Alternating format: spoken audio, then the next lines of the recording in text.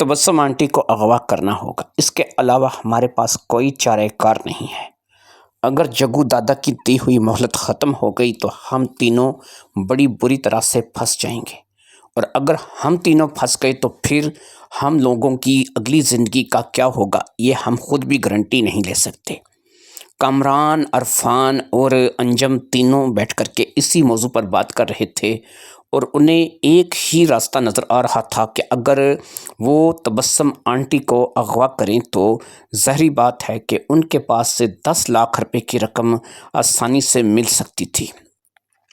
تبسم aunty دونوں کی aunty لگتی تھیں، لیکن انجم کی ماں تھی۔ انجم اپنی ماں کو اغوا کرنے کے حق میں نہیں تھا، لیکن ایک بات انجم کو بھی پتہ تھی کہ جس بری طرح سے وہ تینوں پھنسے ہوئے تھے ان کا کچھ بھی کرنے کا ارادہ ہو سکتا تھا، لہٰذا کامران اور عرفان دونوں ہی انجم کو اس بات پہ آمادہ کر رہے تھے کہ ہمیں تبسم آنٹی کو اغوا کرنا چاہیے اور 10 لاکھ روپے کی ڈیمانڈ جو ہے وہ تمہارے ابو سے کرنی چاہیے۔ انجم اس بات کے لیے تیار نہیں تھا، کیونکہ انجم اس بات پر کہہ رہا تھا کہ غلطی ہم تینوں نے کی ہے، 10 لاکھ روپے ہم تینوں کو چاہیے تو یہ میرے ہی ابو کیوں ادا کریں یا پھر میری ہی امی کو کیوں اغوا کیا جائے۔ ایسے میں کامران اور عرفان نے اسے سمجھایا کہ دیکھو بات ایسا ہے کہ صرف تمہارے ابو ہی ایسے ہیں کہ جو اس وقت ملک سے باہر ہیں اور وہ پیسہ کمانے کے لیے باہر گئے ہوئے ہیں اور ان کے پاس پیسہ ہے۔ پیسہ ہمارے والدین کے پاس بھی ہے، لیکن مسئلہ یہ ہے کہ ہمارے والدین اسی ملک میں رہ کر کے یہیں پر کام کر رہے ہیں اور ہماری فیملیز بھی بڑی ہیں۔ ہماری بڑی فیملیز میں سے کسی شخص کے پاس بھی پہنچ کر اس سے پیسوں کی ڈیمانڈ کرنا، کسی شخص کو وہاں سے لے کر کے آنا یا کسی شخص سے اس بارے میں بات کرنا، ظاہری بات ہے کہ ہمارے لیے صرف ناکامی ہی ناکامی ہے، اور اس ناکامی کے علاوہ اور کچھ بھی ایسا نہیں ہے کہ جو ہمارے ہاتھ آئے گا۔ ایسے میں تمہارے ابو کیونکہ باہر کے ملک ہیں اور تبسم آنٹی یعنی کہ تمہاری امی گھر میں اکیلی ہوتی ہیں، ایسے میں اگر ہم رات میں کسی وقت دھاوا بولیں اور ان کو اٹھا کر کے لے آئیں اور پھر ان کو کسی ایسی سیف جگہ پر رکھیں جس کا ہمیں ظاہری بات ہے کہ انتظام کرنا ہوگا، بغیر کسی جگہ کا انتظام کیے ان کو رکھا بھی نہیں جا سکتا، تو وہاں سے ان کو تھوڑا بہت زد و کوب کریں اور اس کے بعد ان سے کہیں کہ وہ تمہارے ابو سے اتنے پیسے منگوائیں کہ جن سے ہم لوگوں کا مسئلہ حل ہو جائے۔ کیونکہ اس بات کو شاید تم بھول گئے ہو کہ جگو دادا نے کیا کہا ہے۔ جگو دادا نے ہمیں صرف 2 ہفتے کی مہلت دی ہے، اگر ہم نے 2 ہفتے کے اندر اتنی رقم کا انتظام نہیں کیا جتنی کہ جگو دادا نے ڈیمانڈ کی ہے تو وہ ہماری تمام تر تصویریں جو ہے وہ سوشل میڈیا پہ وائرل کر دے گا، اور جیسے ہی ہماری تصویریں سوشل میڈیا پر آئیں گی ہم کسی کو منہ دکھانے کے قابل نہیں رہیں گے۔ ہم تینوں کا تعلق کیونکہ ایک شریف گھر سے ہے اور ہم لوگوں کا کسی بھی قسم کی غلط ایکٹیویٹی میں کوئی حصہ نہیں ہے جیسا کہ ہمارے گھر والے سمجھتے ہیں، لیکن یہ بھرم اس وقت ٹوٹ جائے گا کہ جب جگو دادا ہماری ان تصویروں کو وائرل کرے گا، اور جب ان تصویروں کو باقاعدہ سے چیک کیا جائے گا کمپیوٹر گرافک کے ذریعے سے، تو یہ بات بھی ثابت ہو جائے گی کہ وہ تصویریں اے آئی کی مدد سے بنائی ہوئی یا 2 نمبر تصویریں نہیں ہیں، بلکہ وہ اوریجنل ہماری تصویریں ہیں، اور ظاہری بات ہے کہ اس کے بعد ہم لوگوں کی کوئی عزت ہمارے خاندان میں نہیں رہے گی، نہ ہمیں کوئی اپنی بیٹیوں کے رشتے دے گا اور نہ ہی کوئی ہم لوگوں کے ساتھ واسطہ رکھنا پسند کرے گا۔ ایسے میں ہم تینوں ہی اپنے اپنے گھروں میں بدنام ہو جائیں گے، ہم تینوں ہی باہر کی دنیا میں بھی کسی کو منہ دکھانے کے قابل نہیں رہیں گے۔ اب انجم نے کہا کہ دیکھو جیسا کہ تم لوگ جانتے ہو کہ جو بھی ہوا وہ جگو دادا نے خود کیا، اور اس میں ہم لوگوں کی کچھ بھی مرضی نہیں تھی، اور پھر اس کے بعد جگو دادا جو ہے وہ اس بات کو لے کر کے ہمیں بلیک میل کر رہا ہے اور وہ چاہتا ہے کہ ہم اس کے آگے ہار مان جائیں اور 10 لاکھ روپے جیسی بڑی رقم اسے ادا کریں، ورنہ وہ ہم لوگوں کو بدنام کر دے گا۔ کامران نے کہا دیکھو بھی بات ایسا ہے کہ خربوزہ چھری پہ گرے یا چھری خربوزے پہ، دونوں میں کٹتا خربوزہ ہی ہے، تو کیونکہ جگو دادا نے چاہے یہ کسی بھی طریقے سے کیا ہے، لیکن بہرحال تصویریں اوریجنل ہیں اور ہم ان تصویروں میں موجود ہیں، اور جن لڑکیوں کے ساتھ ہم موجود ہیں وہ اگرچہ جگو دادا نہیں ہائر کی ہوئی تھیں، لیکن اب ہم لوگ اس بات کو بھی تسلیم کریں گے کہ ہمیں اس بات کا علم نہیں تھا کہ انہیں جگو دادا نے ہمیں ٹریپ کرنے کے لیے بھیجا ہے، اور ہم ان کے ٹریپ میں بڑی آسانی سے پھنس گئے تھے، اور پھر اس کے بعد جو کچھ ہوا وہ آپ لوگوں کے اور ہمارے سامنے ہے۔ ہم لوگ نہ تو پولیس کے پاس جا سکتے ہیں جگو دادا کے خلاف، کیونکہ اگر ہم پولیس کے پاس جاتے ہیں تب بھی ہم لوگ بدنام ہوں گے، اور پھر ہو سکتا ہے کہ کچھ ضرورت سے زیادہ بدنام ہو جائیں۔ جو بھی صورتحال ہے اس میں ایک ہی نقطہ سمجھ آتا ہے کہ ہم دونوں کی کیونکہ بڑی فیملیاں ہیں، چاچی، مامی، تائی، سب لوگ اکٹھے رہتے ہیں، اور ایک ہی گھر میں یہ ان کے بچوں سمیت ایک پورا جھرمٹ ہے جو کہ لگا رہتا ہے۔ کمران اور عرفان کے گھر میں تو ایسا ہر وقت لگا رہتا ہے، اور بہت سے فیملی رشتہ دار جو ہیں وہ اکٹھے رہتے ہیں۔ وہاں سے کسی کو اس مقصد کے لیے لے کر کے آنا اور پھر اس کو جو ہے وہ اس کے عوض پیسوں کا مطالبہ کرنا، پیسے مانگنے، یہ وہ باتیں ہیں کہ جو سمجھ لو کہ بہت ہی زیادہ مشکل ہیں۔ ایک ہی آسان حل ہے، ایک ہی آسان راستہ ہے، اور وہ راستہ یہ ہے کہ ہم کسی نہ کسی طریقے سے تبسم آنٹی کو کڈنیپ کر لیں، اور تبسم آنٹی کو کڈنیپ کرنا سب سے زیادہ آسان ہے، کیونکہ اس گھر میں رات میں صرف 2 لوگ ہوتے ہیں، ایک تم اور ایک تمہاری ماں۔ چوکیدار جو کہ بوڑھا ہے، ہم نے دیکھا ہے وہ زیادہ تر رات میں اونگتا ہی رہتا ہے، اور اس کے علاوہ کوئی اور ہوتا نہیں ہے۔ چوکیدار سے بچ کر کسی نہ کسی طریقے سے ہم تبسم آنٹی کو، اگر تمہاری مدد ساتھ میں شامل رہی تو ہم وہاں سے نکال کر کے آسانی سے لا سکتے ہیں، لیکن پھر سوال یہ ہوگا کہ ہم اسے رکھیں گے کہاں؟ کوئی نہ کوئی تو ایسی جگہ ہونی چاہیے کہ جہاں پر ہم تبسم آنٹی کو رکھ سکیں۔ اگر تبسم آنٹی کو رکھنے کے لیے کوئی جگہ نہیں ملے گی تو ہم، ظاہری بات ہے کہ اس بات کا منصوبہ ہی ہمارا فیل ہو جاتا ہے، ہم اس بات میں آگے بڑھ ہی نہیں سکیں گے، اور اس بات میں آگے بڑھنے کا بس ایک ہی طریقہ کار ہے، اور وہ طریقہ کار یہ ہے کہ ہم تبسم آنٹی کو رکھنے کے لیے پہلے جگہ سوچیں کہ ہم تبسم آنٹی کو کہاں رکھیں گے۔ اب عرفان نے کہا ایک جگہ ہے، لیکن وہ جگہ تھوڑی عجیب ہے، اور تم لوگ شاید جو ہے وہ اس جگہ کو پسند نہ کرو، لیکن پھر بھی یہ ہے کہ تبسم آنٹی کے رہنے کے لیے وہ بری جگہ نہیں ہے۔ میرے خیال میں وہ کافی اچھی جگہ ہے، اور آج کل کے دنوں میں جب کہ گرمی بے انتہا پڑ رہی ہے، میرے خیال میں تبسم آنٹی کے لیے وہ ایک ٹھنڈی ٹھار اور اچھی جگہ ہے، اور اس جگہ پر تبسم آنٹی کا وقت جو ہے وہ کافی اچھا گزرے گا۔ اب پوچھا گیا کہ کون سی ایسی جگہ ہے تمہیں سمجھ آئی ہے؟ اس نے کہا کہ میرے ایک دوست ہیں شہزاد صاحب، وہ ان کا ایک گودام ہے جہاں پر وہ زیادہ تر آلو پیاز وغیرہ کی بوریاں سٹاک کر کے رکھتے ہیں، اور جب ان کو ضرورت پڑتی ہے وہ اپنے بیٹے نوید کے ذریعے سے جو ہے وہ وہاں سے اپنے 2 ملازم بھیج کر کے بوریاں اٹھوا لیتے ہیں۔ لیکن مجھے اتنا پتہ ہے کہ ان کی دکان میں اچھی خاصی بوریوں کا سٹاک ہے، اتنا سٹاک ہے کہ میرے خیال میں کافی دنوں تک انہیں گودام کی طرف رخ کرنے کا موقع نہیں ملے گا، اور وہاں پر آلو اور پیاز کی بوریاں پڑی ہیں۔ نوید کے ذریعے سے میں اس گودام تک کئی بار گیا ہوں، اور اس گودام میں کئی بار میں نوید کے ساتھ کیونکہ جا چکا ہوں، اس لیے اس گودام کی ایک چابی میرے پاس بھی ہے، اور اس بات کا نوید کو بھی پتہ ہے۔ اگر میں کسی طریقے سے اس گودام میں تھوڑی سی جگہ صاف کروا لوں،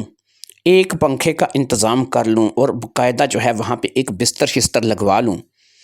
تو وہاں پر آنٹی تبسم کو ہم لوگ رکھ سکتے ہیں۔ اور اس گودام میں کیونکہ وہ ایک زیر زمین گودام ہے، اور اس کے اوپر ایک باقاعدہ مارکیٹ ہے، اس لیے ہم یہ کام رات میں کر سکتے ہیں، اور کسی کو پتہ بھی نہیں چلے گا کہ ہم یہاں رات میں کسی عورت کو اغوا کر کے لائے ہیں، اور وہ نیچے یہاں گودام میں پڑی ہے۔ مارکیٹ میں اوپر کوئی آواز گودام سے نہیں جاتی، کیونکہ گودام کا دروازہ جب بند کر دیا جاتا ہے تو صرف آواز اندر ہی اندر گھٹ کر رہ جاتی ہے۔ ایسے میں یہ ایک بہترین جگہ ہے جہاں پر ہم آنٹی کو رکھ سکتے ہیں، اور انجم بھی اپنی ماں کا پورا خیال وہاں پہ رکھ سکتا ہے، لیکن ظاہری بات ہے کہ اگر ہم تینوں مل کر کے یہ کام کریں گے، اور آنٹی ہم تینوں کی شکل پہچانتی ہیں، اس لیے ہم تینوں کو اس کے لیے نقاب کا استعمال کرنا پڑے گا۔ ایسے نقاب بازار میں عام مل جاتے ہیں کہ جس میں چہرہ جو ہے وہ کسی اور چیز کا ہوتا ہے، اور ہم ایسا نقاب اگر پہن لیں گے تو ظاہری بات ہے کہ ہم لوگ بھی آنٹی کی نظر میں نظروں سے پوشیدہ ہو جائیں گے، یعنی انجم کو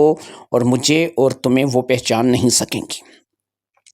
ہمیں اپنا لہجہ تھوڑا سا تبدیل کرنا ہوگا، اور ہم میں سے جو بھی زیادہ بہتر طور پر اپنی آواز کو بدل سکے صرف وہی مخاطب ہوگا، تاکہ دوسروں کی آواز پہچانی نہ جا سکے۔ ایسے میں ہم تبسم آنٹی سے 10 لاکھ روپے کی ڈیمانڈ کریں گے، وہی ڈیمانڈ جو جگو دادا نے ہم سے کی ہے، اور پھر کوشش کریں گے کہ وہ اپنے شوہر سے یعنی کہ انجم کے ابو سے رابطہ کرے اور پیسے منگوائے۔ ایسے میں ظاہری بات ہے کہ وہ نمبر ٹریس ہو سکتے ہیں، بات ہو سکتی ہے، لیکن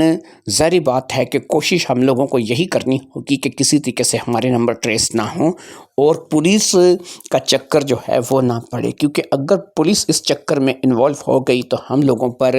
نہ صرف کہ جوتوں کے راستے کھل جائیں گے، بلکہ ہو سکتا ہے کہ ہماری اگلی زندگی کافی حد تک جیل میں گزرے۔ ایسے میں تبسم آنٹی نے اگر ہمیں پہچان لیا تو ظاہری بات ہے تب بھی ہمارے لیے خیریت نہیں، لیکن اس میں رسک تو ہمیں لینا ہوگا۔ کوئی ایسا شخص ہی آگے ہو کر کے بات کرے گا جو اپنی آواز اور لہجے کو بدل سکے، تاکہ ہم لوگوں کو پریشانی نہ ہو۔ میرے خیال میں نوید کا گودام اس کام کے لیے بہتر ہے، کیونکہ میں نے ان کی دکانیں ابھی 1-2 روز پہلے ہی دیکھی ہیں جو کہ بھری پڑی ہیں آلو اور پیاز کی بوریوں سے، اور مجھے نہیں لگتا کہ 2-3 ہفتوں تک یا پھر 1 مہینے تک بھی انہیں سٹاک کیا ہوا آلو پیاز ضرورت پڑ سکتی ہے۔ لہٰذا ایسے میں آلو پیاز کی جو بوریاں سٹاک ہیں جو گودام کے اندر ہیں، ان کی شاید انہیں ضرورت نہ پڑے، اور ایسے میں ہم لوگ اتنی دیر تک اپنا مسئلہ حل کر لیں۔ جس طریقے سے ہم رات کے اندھیرے میں آنٹی کو لے کر کے جائیں گے، اسی طریقے سے رات کے اندھیرے میں ہم آنٹی کو واپس گھر بھی آئیں گے۔ چوکیدار ظاہری بات ہے کہ پریشان ہوگا، لیکن کیونکہ چوکیدار کی روٹین کو انجم بھی جانتا ہے اور ہم لوگ بھی جانتے ہیں کہ وہ سو جاتا ہے، تو 1-2 بجے تک ہی وہ زیادہ سے زیادہ مستند رہتا ہے اور پہرے داری کرتا ہے، اس کے بعد وہ سو جاتا ہے، اور اس کے سونے کے بعد ہم لوگ آنٹی تبسم کو آسانی سے لے کر کے آ سکتے ہیں۔ کامران اور عرفان اور انجم بچپن کے دوست تھے، اور کبھی بھی وہ کسی ایسے کام میں مبتلا نہیں رہے تھے۔ وہ اکٹھے ہی اسکول جاتے تھے، اور اسکول کی عمر تھی، میٹرک کے تینوں ہی طالب علم تھے، لیکن ایک غلط کام میں ملوث ہو گئے تھے کہ اسکول سے واپسی پر ایک روز ایک لڑکا ریاض جو کہ انہی کے اسکول میں پڑھتا تھا، وہ انہیں ایک بیٹھک پر لے گیا تھا۔ یہ جگو دادا کی بیٹھک کہلاتی تھی، اور یہاں پر مختلف گیمیں جو تھی وہ تاش کو لے کر کے چلتی تھیں، لوڈو کو لے کر کے چلتی تھیں۔ لہٰذا ان تینوں نے بھی وہاں پر دلچسپی لینی شروع کر دی، اور تاش اور لوڈو میں دلچسپی لینے لگے۔ شروع میں تو یہ چیزیں کچھ خاص اہمیت نہیں تھیں، بعد میں یہاں پر باقاعدہ پیسے لگنے لگے، اور یہ اپنے اپنے جیب خرچ سے یہاں پر پیسے لگانے لگے۔ 1-2 مرتبہ جیت کیا گئے کہ ان کو چسکا لگ گیا، اور پھر اس چسکے کے چلتے انہوں نے باقاعدہ بڑے بڑے داؤ کھیلنے شروع کر دیے۔ لیکن یہ سب سے بڑی بات نہیں تھی، بڑی بات یہ تھی کہ یہ اب وہاں جو کہ بیٹھک کا مالک تھا، جو کہ اس جوے کو باقاعدہ سے کراتا تھا، جس کا نام تو اشرف تھا، لیکن وہ جگو دادا کہلاتا تھا۔ اشرف عرف جگو دادا اب باقاعدہ سے ان لوگوں کو کچھ نہ کچھ ادھار بھی دے دیتا تھا، اور اس ادھار کے چلتے انہوں نے تقریباً اپنے اوپر کوئی 3-3.5 لاکھ روپے کا قرضہ چڑھا لیا تھا۔ سونے پر سہاگا یہ کہ ایک روز یہ یہیں پر کھیلتے کھیلتے چائے، ظاہری بات ہے کہ ان کے کھیلنے کے ساتھ ساتھ چائے بھی چلتی تھی، اس چائے کو لے کر کے یہ تھوڑا نشے میں ہو گئے تھے۔ ان کی کیفیت کچھ ایسی ہو گئی تھی کہ جیسے اس چائے میں کچھ ملا کر کے انہیں دیا گیا ہو۔ اتنے میں 3 لڑکیاں آئی تھیں اور تینوں نے انہیں لبھانے کی کوشش کی تھی۔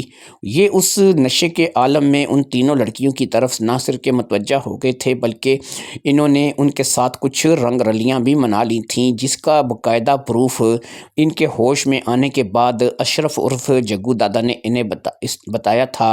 اور اس نے کہا تھا کہ 3.5 لاکھ تو میرے دینے ہیں، اور اب یہ اگر تصویریں نہیں چاہتے کہ سوشل میڈیا پر وائرل ہو جائیں اور تم لوگ جو ہے وہ کسی کو منہ دکھانے کے قابل نہ رہو، تو 10 لاکھ روپے ٹوٹل دے دو، جس میں میرا قرضہ بھی واپس ہو جائے گا، اور اس کے بعد جو ہے وہ ان تصویروں کو بھی جو ہے تمہارے سامنے میں جلا دوں گا۔ وہ تصویریں واقعی ریئل تھیں، اور وہاں ان تصویروں میں کسی بھی اینگل سے نہیں لگتا تھا کہ یہ لوگ نشے کے اندر ہیں۔ انہوں نے بڑی مہارت سے تصویریں کھینچی تھیں، لہٰذا یہ تینوں پریشان ہو کر کے رہ گئے تھے۔ جگو دادا نے ٹوٹل 2 ہفتے کا ٹائم دیا تھا، اور 2 ہفتے کے اندر اگر انہوں نے 10 لاکھ روپے ادا نہیں کیے تو وہ ان تصویروں کو سوشل میڈیا پہ وائرل کر دے گا اور ان تصویروں کے ذریعے سے ان لڑکوں کو بدنام کر دے گا۔ انہیں پتہ تھا کہ جو کچھ بھی انہوں نے کیا ہے یہ اپنے حواس کے اندر نہیں تھے، لیکن لوگ ان باتوں کو نہیں تسلیم کریں گے۔ تصویریں انہوں نے بھی دیکھی تھیں اور اس میں کسی بھی جگہ ایسا نہیں لگ رہا تھا کہ یہ اپنے حواس میں نہیں ہیں، لہٰذا انہوں نے چپ چاپ اس بات کا فیصلہ کر لیا تھا کہ وہ کسی نہ کسی طور پر جگو دادا کی ڈیمانڈ کو پوری کریں گے اور اپنی زندگی ہمیشہ ہمیشہ کے لیے ایسے برے کاموں سے دوسرے راستے پر ڈالیں گے، یعنی کہ ایسے کاموں سے پرے ہو جائیں گے۔ ایسے میں اگر یہ اپنے گھر والوں کو یہ باتیں بتاتے اور ان کے آگے یہ ڈیمانڈ رکھتے کہ ہمیں اتنے پیسوں کی ضرورت ہے، تو یہ ناممکن تھا۔ چوری یہ اپنے گھر میں کر نہیں سکتے تھے، کیونکہ تجوری، چابیاں وغیرہ سب کچھ ان کے بڑوں کے انڈر تھا، اور ان کے انڈر میں کچھ بھی نہیں تھا۔ ان کو ایک مخصوص رقم خرچے کے لیے ملتی تھی جو کہ ان کا جیب خرچ کہلاتی تھی۔ جب یہ اسکول جاتے تھے تو ان کو دی جاتی تھی، لیکن اگر یہ اپنا جیب خرچ پورے 1 سال تک بھی اکٹھا کریں تو وہ 10 لاکھ روپے کی رقم تینوں کی ملا کر بھی نہیں بنتی تھی۔ ایسا نہیں تھا کہ ان تینوں کا تعلق کسی غریب گھر سے تھا، یہ اچھے خاصے کھاتے پیتے گھروں سے تھے، جہاں پر گھر، گاڑی، بینک بیلنس ہر چیز موجود تھی، لیکن سب سے بڑی بات یہ تھی کہ وہ ان کے بڑوں کے انڈر میں تھی۔ انہیں زیادہ سے زیادہ 1 مہینے کا 10,000 روپے خرچ دیا جاتا تھا، جس میں یہ اپنا جیب خرچ چلاتے تھے، باقی ان کی فیسیں وغیرہ باقی سب کچھ جو تھا وہ ظاہری بات ہے کہ بڑوں کے انڈر میں تھا اور بڑے ہی کرتے تھے۔ ان میں سے صرف ایک انجم ہی تھا کہ جس کے والد دبئی میں ہوتے تھے، اور دبئی میں ان کا اچھا خاصا کام تھا، اور وہ اس کی والدہ کو یعنی انجم کی والدہ تبسم کو لاکھوں روپے کے حساب سے بھیجا کرتے تھے، اور ہو سکتا ہے کہ تبسم آنٹی کے پاس خود اتنے پیسے جمع ہوں کہ وہ خود اپنی فروتی یعنی کہ 10 لاکھ روپے بڑی آسانی سے ادا کر سکے اور ان لوگوں سے جان چھڑا لے۔ ہو سکتا ہے اس کام کے لیے کوئی کسی سے رابطہ کرنے کی ضرورت ہی نہ پڑے، وہ اپنی جان چھڑانے کے لیے 10 لاکھ روپے خود ہی ادا کرتے، لیکن یہ بات انجم بھی جانتا تھا کہ اس کی ماں کے پاس بے شمار پیسے ہیں، لیکن ظاہری بات ہے کہ وہ اسی کے اپنے انڈر میں تھے۔ اس کے علاوہ اس کے زیورات تھے اور بہت کچھ تھا۔ اگر وہ ان میں سے 10 لاکھ روپے ان کو دے بھی دے تو ظاہری بات ہے کہ یہ لوگ اگر اس سے 10 لاکھ روپے لے بھی لیں گے تو اس پہ کچھ خاص فرق نہیں پڑے گا۔ ایسے میں انجم ہی ایک ایسا شخص تھا جس کی ماں کو وہاں سے اغوا کیا جا سکتا تھا، اور انجم کی مدد کے بغیر یہ بات ناممکن تھی۔ لہٰذا اس وقت یہ تینوں ایک جگہ بیٹھے تھے جو کہ ایک پارک تھا، اور یہاں پارک میں دوپہر کے وقت پہ بندہ نہ بندے کی ذات تھی، گرمیاں تھیں، گرمیوں میں دوپہر کو پارک میں کون آئے گا، لہٰذا اس چلچلاتی دھوپ میں ایک بوٹے کے نیچے بیٹھ کر کے، جس کی چھاؤں کے نیچے یہ بس سمٹ سمٹا کر بیٹھے ہوئے تھے کہ اتنی چھاؤں بھی نہیں تھی کہ جہاں پر یہ اپنے آپ کو کور کر سکیں۔ پسینے سے ان کی حالت بری ہو رہی تھی، اور یہ اس وقت یہ منصوبے بنا رہے تھے کہ ہمیں تبسم آنٹی کو کسی نہ کسی طریقے سے اغوا کرنا چاہیے۔ چوکیدار جس کا نام لالا امجد تھا، وہ واقعی میں بہت برا تھا نیند کے معاملے میں۔ وہ 1-2 بجے تک ہی جاگ سکتا تھا، اس کے بعد وہ ایسے خراٹے لینے شروع کرتا کہ انجم کو پتہ تھا کہ صبح 4-5 بجے تک اس سے ہوش نہیں ہوتی تھی کہ اس کے ارد گرد کیا ہو رہا ہے۔ ایک کتا تھا جو کہ ظاہری بات ہے کہ گھر کا پلہ ہوا تھا اور وہ کتا جو تھا وہ حفاظت کی غرض سے رکھا گیا تھا۔ اب وہ انجم کے ساتھ بھی مانوس تھا، انجم کو تو ظاہری بات ہے بڑے اچھے طریقے سے جانتا تھا کہ انجم اس کا مالک تھا، اور اس کے علاوہ وہ کامران اور عرفان کو بھی اتنا ہی پیار کرتا تھا، اتنا ہی جانتا تھا اور اتنا ہی ان کے سامنے لوٹ جاتا تھا، کیونکہ ان دونوں کی آمد و رفت اس کے گھر میں اکثر رہتی تھی، اور وہ کتا بھی ان سے بھی مانوس تھا۔ وہ ایک جرمن شیفرڈ کتا تھا جو کہ تینوں کے ساتھ اس طریقے سے مانوس تھا کہ وہ کسی کو بھی نقصان نہیں پہنچا سکتا تھا۔ اس لیے یہ رات میں داخل ہوں، صبح داخل ہوں، انہوں نے کون سے کپڑے پہن رکھے ہوں، کالے کپڑے پہن رکھے ہوں، اپنے چہرے چھپا رکھے ہوں، کتا ان کو ان کی خوشبو سے پہچانتا تھا۔ اس لیے یہ کسی بھی طور پر کتے سے خوفزدہ نہیں تھے، اور کتا تو سمجھو ان کے گھر کا کتا تھا، اس لیے اس کی کوئی پریشانی نہیں تھی۔ اصل مسئلہ یہ تھا کہ تبسم آنٹی کو اٹھا کر کے لے کر کے آنا، پھر اس کو وہاں پر رکھنا، یہ سب کچھ جو ہے یہ اس قدر آسان نہیں تھا۔ تمام دوست اب یہاں پارک میں بیٹھے اسی چیز کا پلان بنا رہے تھے کہ کس طریقے سے گھر کی گاڑی استعمال نہیں کی جا سکتی تھی، گھر کی گاڑی نظروں میں آ جاتی تو کچھ بھی گڑبڑ ہو سکتی تھی۔ آخرکار اس کا پلان بھی کامران اور عرفان نے بتایا۔ اس نے کہا کہ نوید کے ابو کے پاس ایک گاڑی ہے جو کہ ایک جو ہے وہ سزوکی وین ہے، وہ سزوکی وین میں زیادہ تر آلو وغیرہ کی، پیاز وغیرہ کی بوریاں لاد کر کے گودام سے لے کر کے جاتے ہیں۔ ایسا ہو سکتا ہے نوید سے کچھ دیر کے لیے اس وین کو مانگ لیا جائے، یعنی رات بھر کے لیے وہ وین دے سکتا ہے، نوید اس میں کام آ سکتا ہے، اور وہ رات بھر کے لیے تو وین مجھے دے ہی دے گا، کیونکہ ویسے بھی وہ وین زیادہ تر کھڑی رہتی ہے، جب اس کا کام ہو تب ہی اس پہ کام لیا جاتا ہے۔ یہ ایک سزوکی وین تھی جو ترپال والی وین ہوتی ہے، جو کہ سامان وغیرہ لے جانے اور آنے کے کام آتی ہے، اس لیے اس کا انتظام تو ظاہری بات ہے کہ کامران اور عرفان نوید کے ذریعے سے کر لیں گے اور نوید سے چابی لے لیں گے۔ لہٰذا اب تینوں دوستوں نے بیٹھ کر کے منصوبہ یہ طے پایا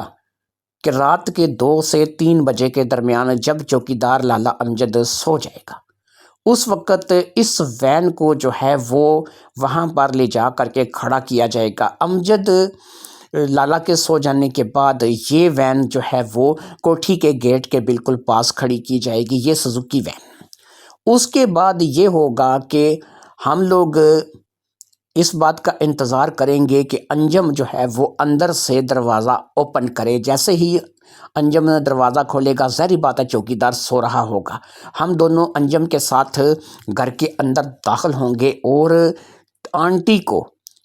ہم لوگ وہاں سے اٹھا کر کے لے کر کے آئیں گے۔ اب سوال یہ ہے کہ آنٹی سو رہی ہوگی اور اس کو ایک دم سے جا کر کے اٹھایا جائے گا اور اس کو اٹھا کر کے وین میں ڈالا جائے گا، یہ کام کوئی اس قدر آسان ہے؟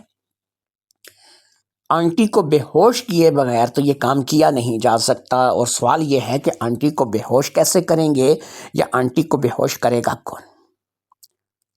اس کام کے لیے ایک انجم نے مشورہ دیا۔ اس نے کہا کہ ہے تو برا لگ رہا مجھے، یقین کرو میں اب تک بھی ذہنی طور پر تمہاری بات سے جو ہے وہ متفق نہیں ہوں، لیکن چلو میں تمہیں بتاتا ہوں ایک راستہ ہے۔ ایسا ہے کہ کبھی کبھار جو ہے وہ نیند کی دوائی لیتی ہیں، اور اس کے لیے وہ 1 یا آدھی گولی استعمال کرتی ہیں۔ اس روز یہ ہو سکتا ہے کہ میں انہیں 2 گولیاں نیند کی جو ہے وہ دے دوں، اور وہ بھی کسی میٹھی چیز میں، کیونکہ میٹھی چیز میں سنا ہے کہ نیند کی گولی زیادہ اثر کرتی ہے۔ تو میٹھی چیز میں اگر میں انہیں وہ نیند کی گولیاں پاؤڈر کر کے سفوف کر کے دے دوں تو ایسے میں وہ گہری نیند میں ہوں گی۔ ہمیں صرف ان کو اٹھا کر کے احتیاط کے ساتھ وین تک لانا ہوگا، اور اس وین کے نیچے ہم کوئی بستر بچھائیں گے جہاں پر ہم انہیں آسانی سے ڈال دیں گے، اور پھر اس کے بعد جتنی جلدی ہو سکے گے ہم نوید والے گودام میں چلے جائیں گے اور ان کو وہاں پر جا کر کے اتار دیں گے۔ اگر انہیں ان گودام میں جا کر کے ہوش آ بھی گیا تو ظاہری بات ہے کہ اس وقت تک ہم لوگ سیو ہو چکے ہوں گے۔ 2 گولیاں بہت زیادہ اثر آور ہوتی ہیں، جن کے ساتھ مجھے لگتا ہے کہ وہ ہمارے اٹھا کر لے آنے اور لے جانے میں بالکل ایسا ہی سمجھیں گی کہ جیسے ان کو کوئی خواب نظر آ رہا ہے، اور وہ کسی قسم کی حرکت نہیں کریں گی۔ انجم نے یہ بات بتائی تو تھی، ساتھ ہی انجم اس بات سے ڈر بھی رہا تھا کہ 2 گولیاں ہیوی ڈوز ہے، یہ نہ ہو کہ اس سے کچھ نقصان ہو جائے۔ اب ظاہری بات ہے کہ اس کے لیے سرچ ہی کی جا سکتی تھی کہ کیا وہ 2 گولیاں جو ہے وہ کوئی نقصان دے سکتی ہیں۔ گوگل زندہ باد، گوگل پہ سرچ کی گئی اور پتہ چلا کہ اگر 2 گولیاں جو بتائی جا رہی ہیں وہ کھا لی جائیں تو اس میں گہری بے ہوشی کی نیند آ سکتی ہے، لیکن 7 سے 8 گھنٹے کے بعد وہ نیند خود بخود ٹوٹ جاتی ہے۔ ایسے میں اگر انسان جو ہے اس کو ایک جگہ سے دوسری جگہ منتقل کیا جائے تو یہی ہے کہ اس سے یہی لگتا ہے کہ وہ کوئی خواب دیکھ رہا ہے۔ ان کی منشا کے مطابق سے گوگل نے جواب دیا تھا اور اس بات کے لیے وہ تینوں دوست متفق ہو گئے تھے کہ ہم اب اسی طریقے پہ عمل کریں گے۔ لہٰذا اسی روز سارے کاموں کی تیاریاں شروع ہو گئی تھیں، سب اپنے اپنے گھر کو روانہ ہو گئے تھے اور سب کاموں کی تیاریاں اسی روز شروع ہو گئی تھیں۔ سب سے پہلے تو ایسا ہوا کہ عرفان اور کمران نے جا کر کے نوید سے سزوکی کی چابی لے لی تھی اور انہیں بتایا تھا کہ بس وہ کل تک اسے واپس کر دیں گے، جو کہ نوید نے بڑی آسانی سے دے دی تھی۔ اس کے بعد وہ وین لے جا کر کے انہوں نے ایک ایسی ویران سی جگہ پر کھڑی کر دی تھی کہ کیونکہ انہیں اس وقت اس ویران جگہ کے علاوہ اس وین کو کسی اور جگہ کھڑا نہیں کرنا تھا، کیونکہ وہ وین انہوں نے دن کو لے لی تھی لیکن کام تو اس کا آدھی رات کے بعد تھا۔ ادھر انجم کو بھی سمجھا دیا گیا تھا، ساری بات طے ہو گئی تھی، سب اپنے اپنے گھروں میں آ گئے تھے۔ اس روز رات میں ایسا ہوا تھا کہ انجم نے اپنی ماں کو 2 گولیاں جو ہیں وہ گلاب جامن میں ڈال کر کے ان کا سفوف 2 گلاب جامن کھلا دیے تھے، کیونکہ اس کا کوئی ذائقہ نہیں ہوتا، بے ذرت سی ہوتی ہیں، اس لیے کوئی بھی فیل نہیں کر سکتا کہ اسے کیا کھلا دیا گیا ہے۔ 2 گولیاں گلاب جامن میں ڈال کر کے کھلانے کے بعد اب وہ کافی حد تک جو ہے وہ نیند میں جا چکی تھیں اور انہوں نے وقت سے پہلے ہی وہ سونے کے لیے لیٹ گئی تھیں۔ رات کے 2 بجے تک انجم نے اندازہ لگایا کہ ان کو گولیاں کھلائے ہوئے 4 گھنٹے ہو چکے ہیں، مزید 3 سے 4 گھنٹے جو ہے یہ ابھی اسی بہتری بے ہوشی میں رہیں گی۔ ٹھیک 2 بجے لالا امجد کے خراٹے گونج رہے تھے اور وہ سو چکا تھا، اس کی کرسی گیٹ کے پاس ہی لگی ہوئی تھی۔ انجم نے جا کر کے گیٹ کا دروازہ کھول دیا، اب سے انتظار تھا کمران اور عرفان کے آنے کا۔ پھر تقریباً 15 سے 20 منٹ کے بعد ہی اس نے دیکھا کہ ایک طرف سے وین آ رہی ہے۔ وہ ایک دوسرے سے فون پہ رابطے نہیں کر رہے تھے، بلکہ انہوں نے اپنے اپنے فون اس روز رکھ دیے تھے تاکہ وہ فون کے ذریعے ایک دوسرے سے رابطے میں نہ رہیں، تاکہ کل کو ان کے فون ان کے لیے مصیبت کا باعث نہ بنے۔ انجم کا فون بند تھا اور اس کے گھر میں چارج لگا ہوا تھا، جبکہ عرفان اور کمران نے اپنے اپنے فون بھی اپنے گھروں میں چھوڑ دیے تھے کہ ان کی لوکیشن یہی ملے کہ وہ تو اپنے گھروں کے اندر ہی تھے۔ ان کے فون آن تھے لیکن ان کے گھروں کے اندر تھے۔ اب جب وہ تینوں ہی ایک جگہ پر پہنچ چکے تھے، لہٰذا اب تینوں گھر کے اندر داخل ہو گئے۔ گھر کے اندر داخل ہونے کے بعد تبسم آنٹی کے کمرے تک پہنچنے میں ظاہری بات ہے ان کے لیے کوئی مشکل نہیں تھی، کوئی رکاوٹ نہیں تھی، وہ آسانی کے ساتھ تبسم کے کمرے میں پہنچ چکے تھے۔ تبسم آنٹی اس وقت بے خبر سو رہی تھی، ان کو تھوڑا سا ہلایا جلایا گیا لیکن ان میں کوئی بھی ایسا چیز محسوس نہیں ہوئی کہ یہ کوئی جاگ جائیں گی یا پھر ان کو گہری نیند نہیں ہے۔ لہٰذا تینوں نے بڑی ہی احتیاط کے ساتھ تبسم آنٹی کو اٹھا لیا۔ ان کا کچھ زیادہ وزن نہیں تھا، زیادہ سے زیادہ وہ 50 کلو کی رہی ہوں گی، لہٰذا تینوں نے بڑے احتیاط کے ساتھ انہیں اٹھا لیا تھا اور ایسے احتیاط کے ساتھ انہیں لا رہے تھے کہ جس سے ان کا بالکل جاگنے کا کوئی ارادہ نہ ہو، کوئی پروگرام نہ ہو۔ بڑی احتیاط کے ساتھ اٹھا کر کے یہ تینوں انہیں لے کر کے دروازے تک آ گئے تھے، پھر یہ گیٹ سے باہر نکلے اور پھر انہوں نے وین کے اندر بچھے ہوئے بستر پر انہیں لٹا دیا۔ وہ تھوڑا سا قسمساز ضرور رہی تھیں لیکن آہستہ آہستہ ان کے اوپر انہوں نے جیسے کہ بچے کو سلانے کے لیے کرتے ہیں ہاتھ سے، اسی طریقے سے انہوں نے ایسا کر دیا۔ پھر تھوڑی ہی دیر میں انہوں نے محسوس کیا کہ وہ دوبارہ گہری نیند میں چلی گئی ہیں اور ان کا ہلنا جلنا بند ہو گیا ہے۔ ایسے میں انہوں نے پھر ایک دفعہ گیٹ کو بند کیا اور گیٹ بند کرنے کے بعد انجم اندر جا کر کے اپنے کمرے میں لیٹ گیا۔ اب انجم نے پورے پلان کے مطابق سے اندر جا کر کے اپنے سر کے اوپر ایک ڈنڈا مارنا تھا، لیکن ایسے مارنا تھا کہ سامنے سے اپنے سر کے اوپر وار کرنا تھا۔ اگرچہ یہ کام کافی رسکی تھا اور اس کام میں جو ہے انجم کو چوٹ لگنے کا زیادہ خدشہ تھا، لیکن ظاہری بات ہے کہ بچپن کے دوستوں کے لیے جو اتنی بڑی قربانی دے رہا تھا تو اتنا تو وہ کر سکتا تھا۔ لہٰذا اس نے ایک ڈنڈا جو کہ اس کے گھر میں ہی پڑا تھا، شاید وہ کسی کام آتا تھا، موٹا لکڑی کا ڈنڈا تھا، لہٰذا اس نے اس ڈنڈے کو اٹھا کر کے سامنے سے اپنے سر کے اوپر وار کیا کہ جیسے سامنے سے اسی کے سر پہ کسی نے مارا ہو۔ چوٹ سیدھا اس کے ماتھے پر لگی اور واقعی ماتھے پر ایک گومڑ بن گیا، لیکن ایک مرتبہ پھر اس نے کوشش کی تو اب وہاں سے تھوڑا تھوڑا خون جو تھا وہ رسنے لگا۔ اگرچہ اس سے کافی تکلیف ہوئی تھی، لیکن ظاہری بات ہے کہ دوستوں کے لیے اور اتنی بڑی مصیبت کے لیے یہ تکلیف کچھ بھی نہیں تھی۔ اس کے بعد یہ وہاں پر گر کر لیٹ گیا اور ایسا ظاہر کرنے لگا کہ جیسے یہ بے ہوش ہو گیا ہے۔ یہ اسی حالت میں وہاں پر لیٹ گیا تھا اور وہیں پر سو گیا تھا۔ یہ اس کے کمرے کا دروازہ تھا جہاں پر اس نے یہ سارا کام کیا تھا، اور اس نے ایسا ظاہر کیا تھا کہ جیسے ہی میں دروازے سے باہر نکلا مجھے کسی نے ڈنڈا مار کے بے ہوش کر دیا۔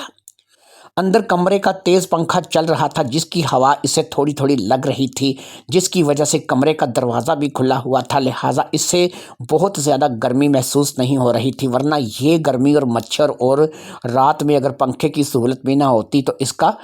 اس کی حالت خراب ہو جاتی۔ لیکن وہ ان تمام چیزوں کو اس لیے برداشت کر رہا تھا کہ اس کا مستقبل اسے سیو کرنا تھا اور وہ جگو دادا کے چنگل سے نکلنا چاہتا تھا۔ ادھر کامران اور عرفان آنٹی تبسم کو لے کر کے اس گودام پر بڑی آسانی کے ساتھ پہنچ گئے تھے۔ وہ گودام ایک سبزی فروٹ منڈی کے ساتھ ہی بنا ہوا تھا۔ اس وقت وہاں پر کوئی آمد و رفت نہیں تھی۔ ظاہری بات ہے کہ سبزی فروٹ منڈی بھی تھوڑی دور تھی، یہ تو ایک سبزی فروٹ منڈی کے ساتھ کچھ فاصلے پر بنے ہوئے گودام تھے جو کہ بعض بلڈنگوں کے نیچے بعض آڑھتیوں نے لے رکھے تھے کہ جہاں پر وہ اپنے مال کو سٹاک کرتے تھے۔ یہاں پر یہ پہنچ کر کے بڑی آسانی سے پہنچ گئے تھے، اور یہاں پر پہنچ کر کے انہوں نے ایک مرتبہ پھر بچھے ہوئے بستر کے سمیت ہی آنٹی تبسم کو ادھر اور ادھر دونوں طرف سے پکڑ کر کے اٹھا لیا تھا۔ راستہ انہوں نے پہلے ہی گودام کا کھول لیا تھا آنٹی تبسم کو اٹھانے سے پہلے ہی، اور پھر انہوں نے آنٹی تبسم کو نہ صرف کہ اٹھا لیا بلکہ اس سے لے کر کے اس گودام کی سیڑھیاں اترتے چلے گئے۔ ایک جگہ دوپہر میں ہی آ کر کے انہوں نے صفائی کر دی تھی، لہٰذا اس بستر کو اس جگہ پر لے جایا گیا۔ یہاں پر ایک گدا باقاعدہ سے بچھایا گیا تھا اور اس گدے کے اوپر اس بستر کو جا کر کے رکھ دیا گیا۔ جیسے ہی یہ بستر اس گردے کے اوپر رکھا گیا، ایک پنکھا جو کہ عرفان اور کامران نے انتظام کر رکھا تھا اسے چلا دیا گیا۔ یہاں پر اس گودام میں کچھ لائٹیں جل رہی تھیں جن کی وجہ سے ہلکی سی روشنی تھی۔ یہ روشنی میرے خیال میں اتنی ہی کافی تھی۔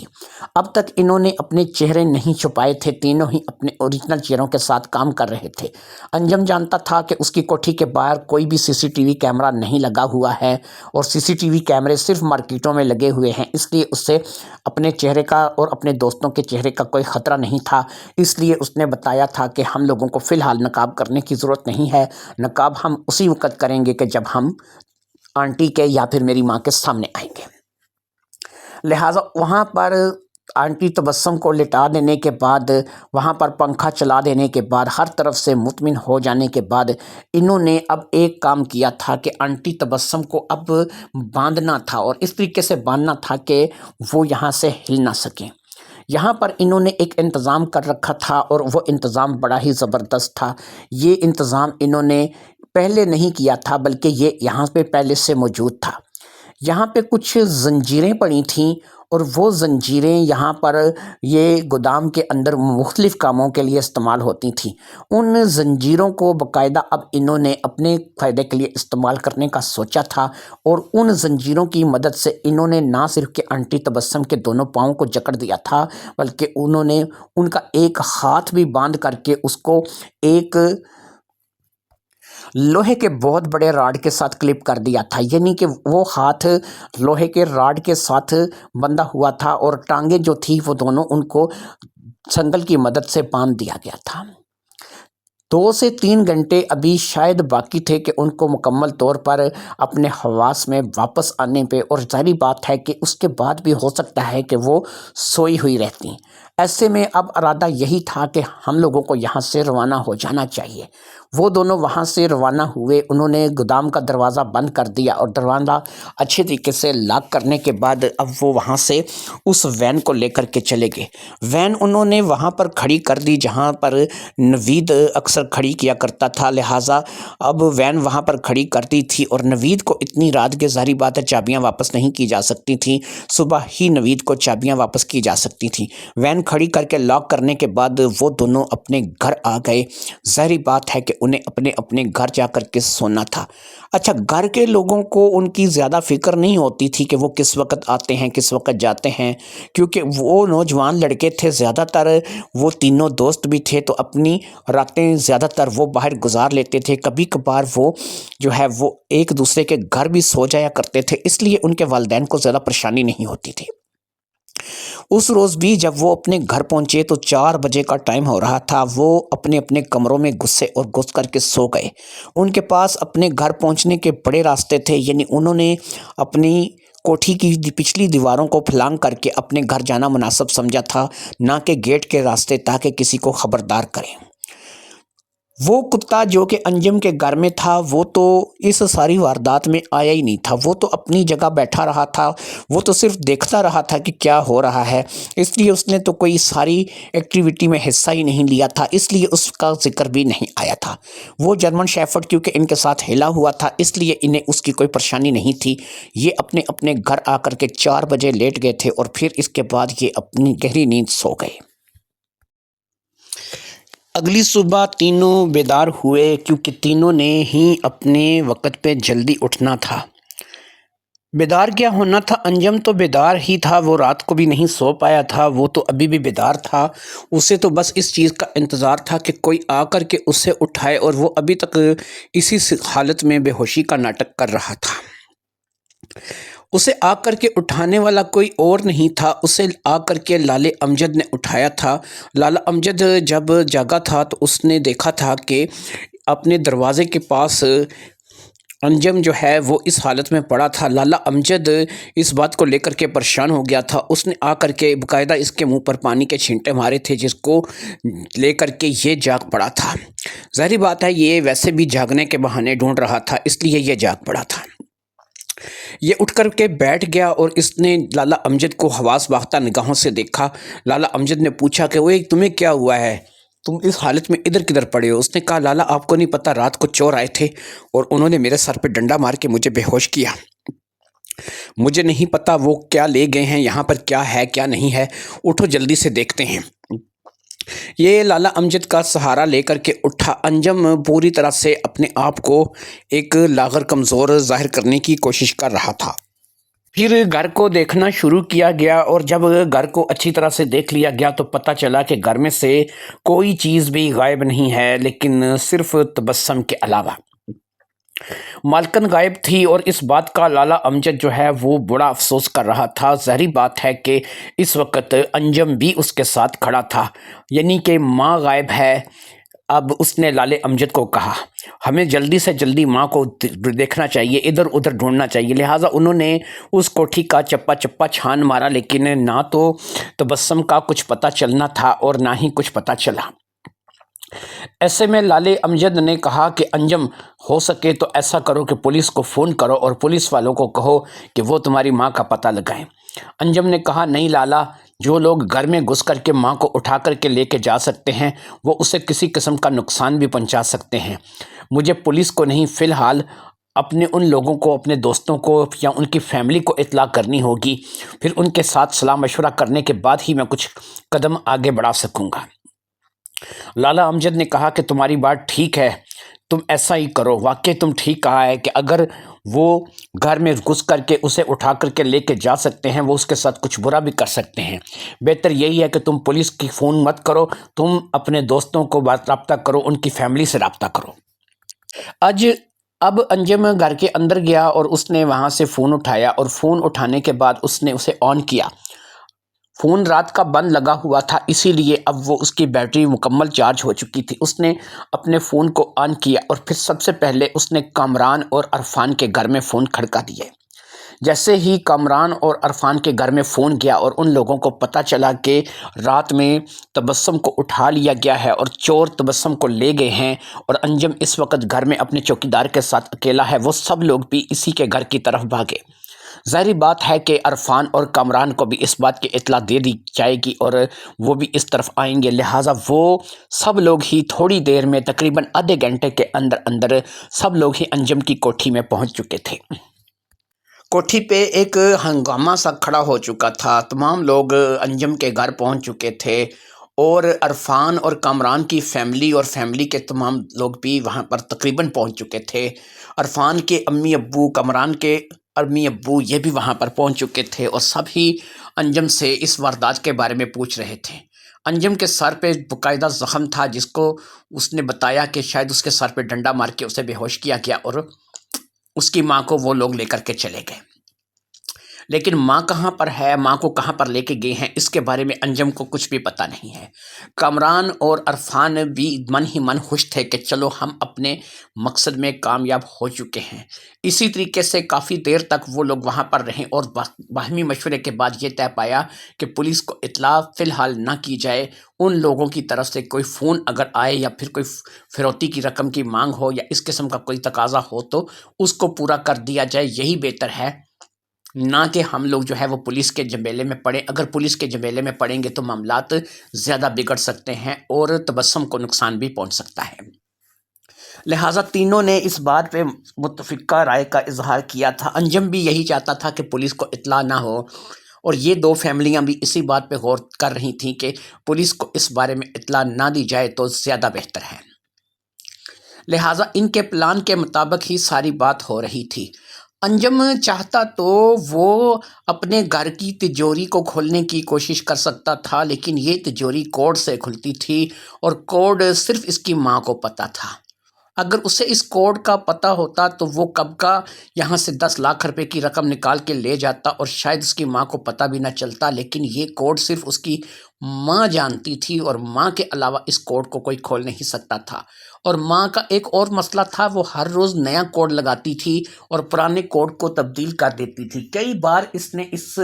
بات کو جاننے کی کوشش کی تھی لیکن تبسم نے کبھی بھی نئے کوڈ کا پتہ نہیں چلنے دیا تھا، اسی وجہ سے اس کی تجوری محفوظ رہتی تھی۔ باقی اس کی تجوری اس قدر مضبوط تھی کہ اسے کسی بھی طور پر توڑا نہیں جا سکتا تھا، اور توڑنا ظاہری بات ہے تبسم کے ہوتے ہوئے گھر میں اس تجوری کو توڑنا جو ہے وہ ناممکن تھا۔ کئی بار ایسا ہو چکا تھا کہ اگر تبسم مارکیٹ جاتی تھی یا کسی جگہ جاتی تھی یا گھر میں موجود نہیں ہوتی تھی تو انجم اپنے طور پر کبھی اپنی ڈیٹ آف برتھ، کبھی انجم کی کبھی تبسم کی ڈیٹ آف برتھ، کبھی اپنے باپ کی، کبھی کوئی چیز، کبھی کوئی چیز، کبھی گاڑی کا نمبر، کبھی موٹر سائیکل کا نمبر وہ ملا کر کے دیکھتا تھا، لیکن کبھی بھی ایسا نہیں ہوتا تھا کہ وہ تجوری ٹس سے مس بھی ہوئی ہو۔ لہٰذا وہ اس تجوری کو کھولنے کی جب بھی کوشش کرتا تھا ناکام رہتا تھا، اور یہ کام وہ صرف اسی وقت کرتا تھا جب اس کی ماں گھر پہ نہیں ہوتی تھی۔ ظاہری بات ہے کہ یہ اس کے بس کا روگ نہیں تھا، اسی لیے اب اس کی ماں کو اغوا کیا گیا تھا تو اب وہ کوڈ وہ ظاہری بات ہے کہ خود ہی بتائے گی اور پھر 10 لاکھ روپے دے کر کے ہی اپنی جان چھڑائے گی۔ اس وقت انجم کے گھر میں اس قدر لوگ جمع ہو چکے تھے اور اس قدر رش لگ چکا تھا کہ وہ یہاں سے اب جانا چاہتا تھا، کامران یا عرفان کو بھیجنا چاہتا تھا، کیونکہ ظاہری بات ہے کہ اسے پتہ تھا کہ اس کی ماں کو اس وقت تک ہوش آ گیا ہوگا اور اس کی ماں ظاہری بات ہے بھوکی ہوگی اور اسے کھانا پہنچانا ہے، اسے کھانا دینا ہے، لیکن ظاہری بات ہے کہ یہ لوگ جان ہی نہیں چھوڑ رہے تھے۔ لہٰذا کافی دیر کے بعد تقریباً دوپہر کے 12 بجے تک یہ لوگ یہیں رہے اور پھر انجم نے ان تمام کو ایک ایک کر کے رخصت کر دیا۔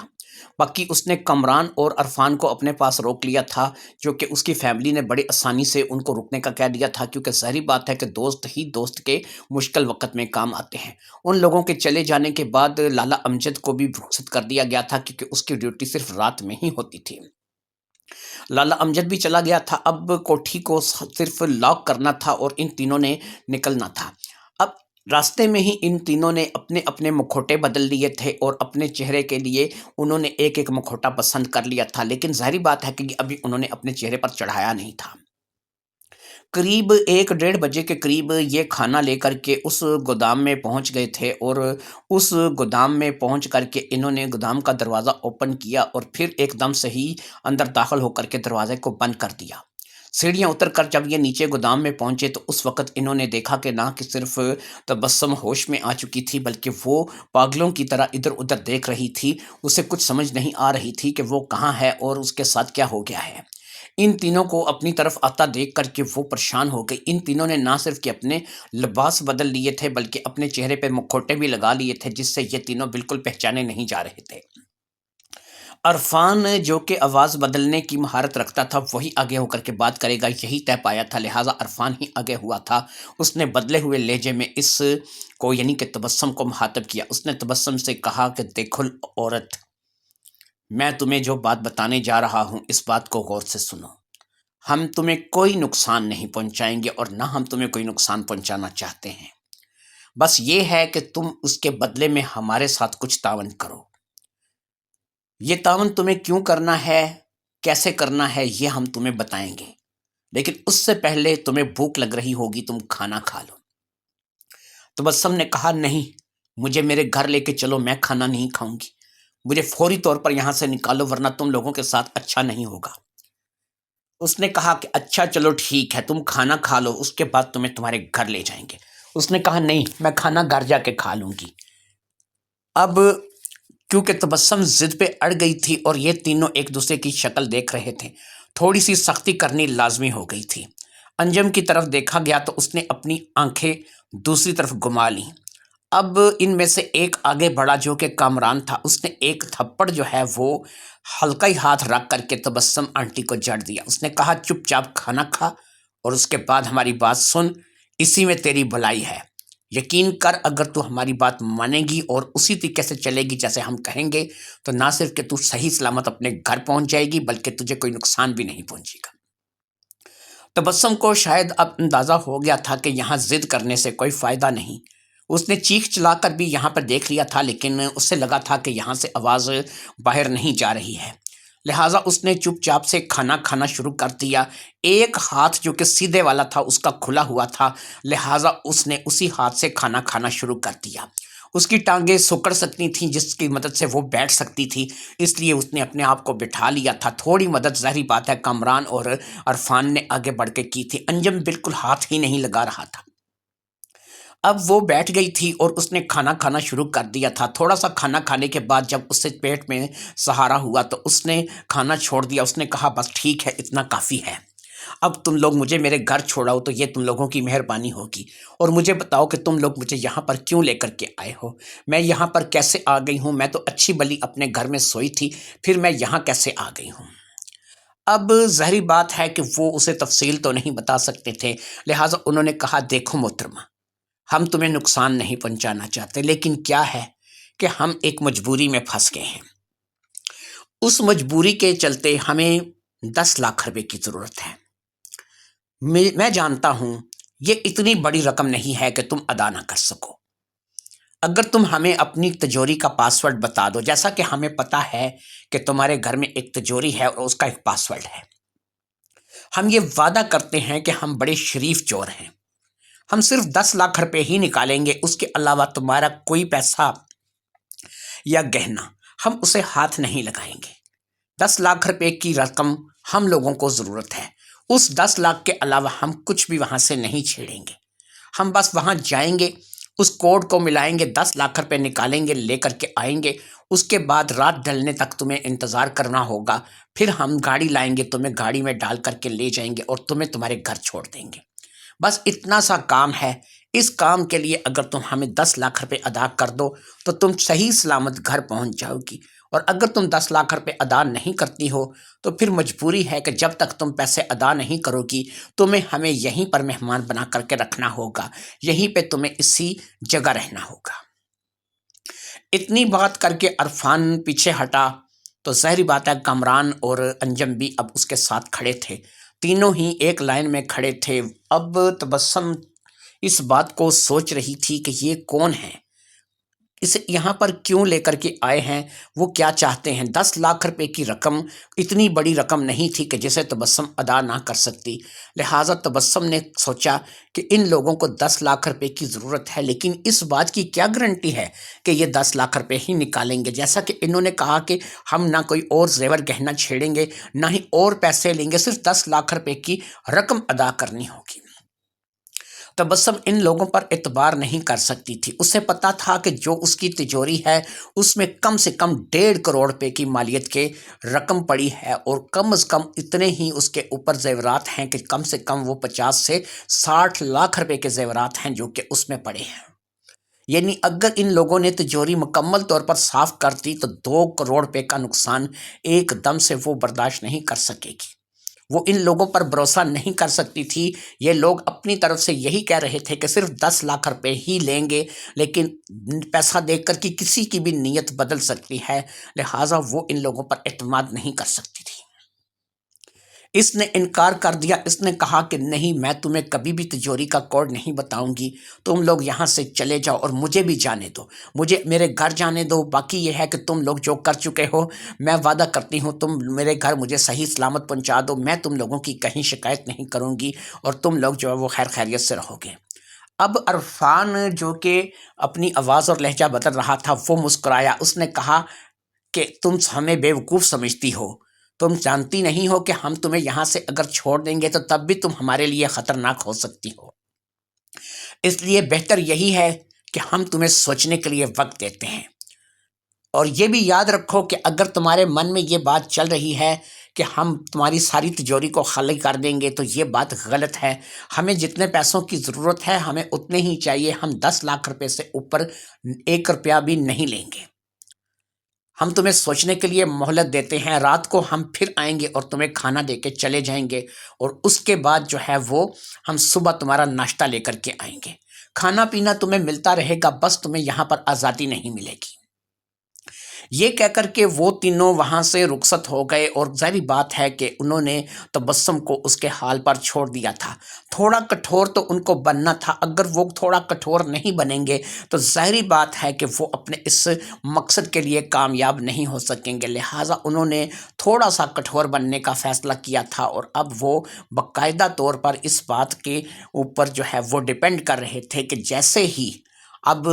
یہ اس بات کے لیے آمادہ ہوگی، ان لوگوں کا یہی پلان تھا کہ ہم 10 لاکھ روپے ہی نکالیں گے، اس سے زیادہ ہم پیسے نہیں لیں گے، وہی پیسے لیں گے جو ہم نے جگو دادا کو ادا کرنے ہیں، کیونکہ گھر تو اپنا ہی تھا نا، تجوری تو انجم کی ہی تھی۔ باقی یہ بات بھی کامران اور عرفان نے انجم کو کہی تھی کہ جو حصہ ہمارا بنے گا وہ ہمیں تمہیں پیسے تھوڑے تھوڑے کر کے ادا کریں گے، تاکہ تم یہ نہ کہو کہ یہ معاملات جو ہے وہ صرف تمہارے سر ہم نے ڈالے گے، یہ 10 لاکھ روپے 3 حصوں میں تقسیم ہوں گے اور ہم تینوں جو ہے وہ اس حصے کا برابر برابر ادا کریں گے، فی الحال تم ادا کر رہے ہو، بعد میں ہم دونوں مل کے اپنے حصے کی رقم تمہیں ادا کریں گے، تاکہ تم کل کو یہ نہ کہو کہ ہم نے تمہارے ساتھ ناانصافی کی ہے یا بے ایمانی کی ہے۔ وہ لوگ وہاں سے رخصت ہو کر کے آ گئے تھے، پھر اسی طریقے کے رات کو جو ہے تقریباً 9 ساڑھے 9 بجے صرف کامران گیا اور اس عورت کو یعنی کہ تبسم کو کھانا دے کے آ گیا۔ کامران کیونکہ بول نہیں سکتا تھا، اس نے صرف کھانا رکھا، اسے کھانے کا اشارہ کیا اور وہاں سے چلا آیا۔ اس دوران تبسم نے اسے اس بات کا اشارہ کیا کہ اسے واش روم استعمال کرنا ہے، چابی اس کے پاس موجود تھی، لیکن ظاہری بات ہے کہ وہ اس کا اتنا رسک نہیں لے سکتا تھا کہ وہ اسے واش روم لے کے جائے، لیکن اس نے سوچا کہ وہ ایک اچھا خاصا نوجوان تگڑا 17-18 سال کا لڑکا ہے، یہ ایک چاہے اس سے بہت زیادہ عمر کی خاتون ہے لیکن 50 سال جو ہے وہ 50 کلو وزن کی ہے، لیکن اس سے دگنی عمر کی خاتون ہے، تو یہ اتنی زیادہ اس کے لیے ہانی کارک نہیں ہو سکتی۔ دوسرا یہ ہے کہ اسے پتا تھا کہ تبسم آنٹی کو نہ تو کوئی جوڈو کراٹے آتے ہیں، نہ ہی وہ کسی مارشل آرٹس کے فن کی ماہر ہے، نہ ہی وہ کوئی لڑنے بڑھنے کا فن جانتی ہے، سچ میں ہی اسے حاجت محسوس ہو رہی ہوگی تو وہ اسے لے کے جا سکتا ہے، لہٰذا وہ وہیں کا جو واش روم تھا یعنی گودام کے اندر ایک واش روم تھا، ہے تو وہ انتہائی غیر ذمہ دار قسم کا واش روم تھا، نہ تو اس کا پردہ تھا اور نہ ہی اس میں صفائی تھی۔ اب وہ اس میں تبسم آنٹی کو لے کر کے جا سکتا تھا، لہٰذا اس نے تبسم آنٹی کی کڑیاں کھول دیں اور اسے اٹھا لیا۔ ظاہری بات ہے اتنی دیر کڑیاں بندی رہنے کی وجہ سے وہ اپنے آپ کو صحیح طریقے سے کھڑا بھی نہیں کر پا رہی تھی۔ ایسے میں کامران نے اسے سہارا دیا اور سہارا دے کر کے اسے واش روم تک لے آیا۔ وہ کچھ کر سکتی تھی، کچھ نقصان پہنچا سکتی تھی، لیکن ظاہری بات ہے کہ واش روم کے اندر تک تو اس کے ساتھ کامران نہیں جا سکتا تھا، اتنا رسک تو کامران کو لینا تھا۔ لہٰذا وہ واش روم کے اندر داخل ہو گئی اور ایک جگہ پر کامران تھوڑے فاصلے پر آ کر کے کھڑا ہو گیا۔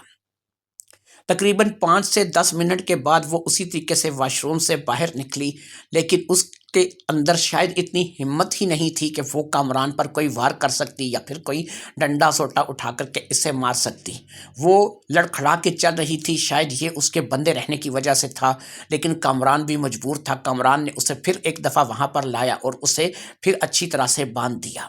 سب کچھ خیر خیریت سے ہو گیا تھا، اس لیے کامران نے اللہ کا شکر ادا کیا اور من ہی من میں کہنے لگا کہ یا اللہ میں کس مصیبت میں پھنس گیا ہوں، اگر 10 لاکھ روپے کا مسئلہ نہ ہوتا تو میں آنٹی کو کبھی بھی اس طریقے کے نقصان پہنچانے کی کبھی نہ سوچتا، بس میں خود پریشان ہوں، میں کیا کروں۔